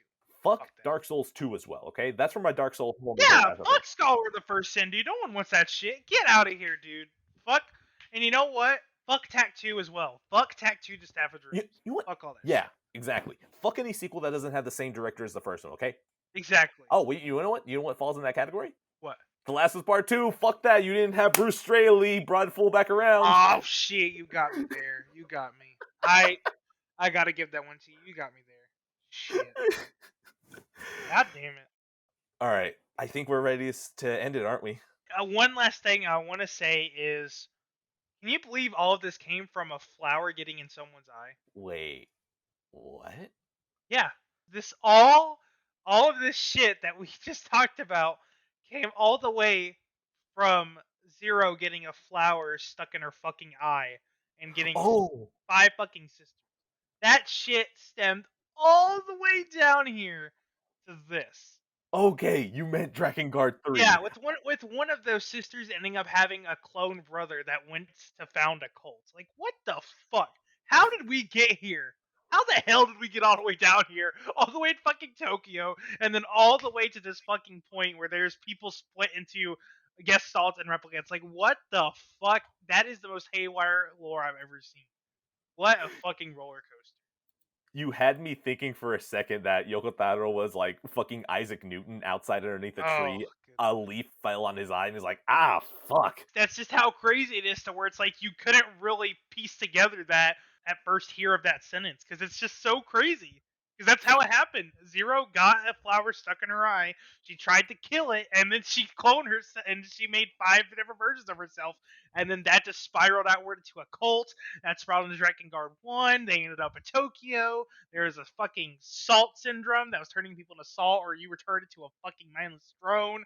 and then you get fucking nuked, and then everyone's just split into these things. Like, you just wouldn't believe that would come from a fucking flower getting in someone's eye. She was kind of bad though. She was bad though. Oh yeah, Zero of do be course. bad. White-haired girls do be bad. I love Mikhail. A lot of people think he's annoying, but I love him. See what I mean? It's just this endless fucking roller coaster. Like, we could talk for days about Drake and Guard 3, I'm sure. It's just damn it, Yoko Taro. I love you and sometimes I hate you, but I hate you in that family way where it's like, "Oh, I hate you, mom. I don't want to clean my room. I hate you, but I love you." Drakengard 3 will be played at some point. I already bought Drakengard 1. That'll be played at some point. And I can tell you right now. Just please let RPCS3 get good one day to where I can run it optimized. Like, Oh, I'm playing it on PS3. I gotta get I that can't. platinum. I I'm can't. going to I kill myself. cannot hold that controller. I can't do it. I need RPCS3. I cannot hold that DualShock 3. I can't. But good luck to you, man. You have earned my respect. If you can get that platinum on PS3 and you show me proof, I will. You will be my most respected person in entirety of life because I hate that fucking controller with passion. I hate it so much. That's the only reason I haven't picked up a PS3 again to play some old games because I just can't stand it. I can't.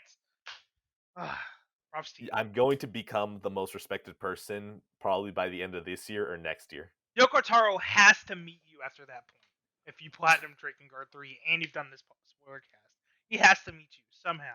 Whether he just sends you a message saying, "Hey, thank you," and that's it. Gotta No, be no. something.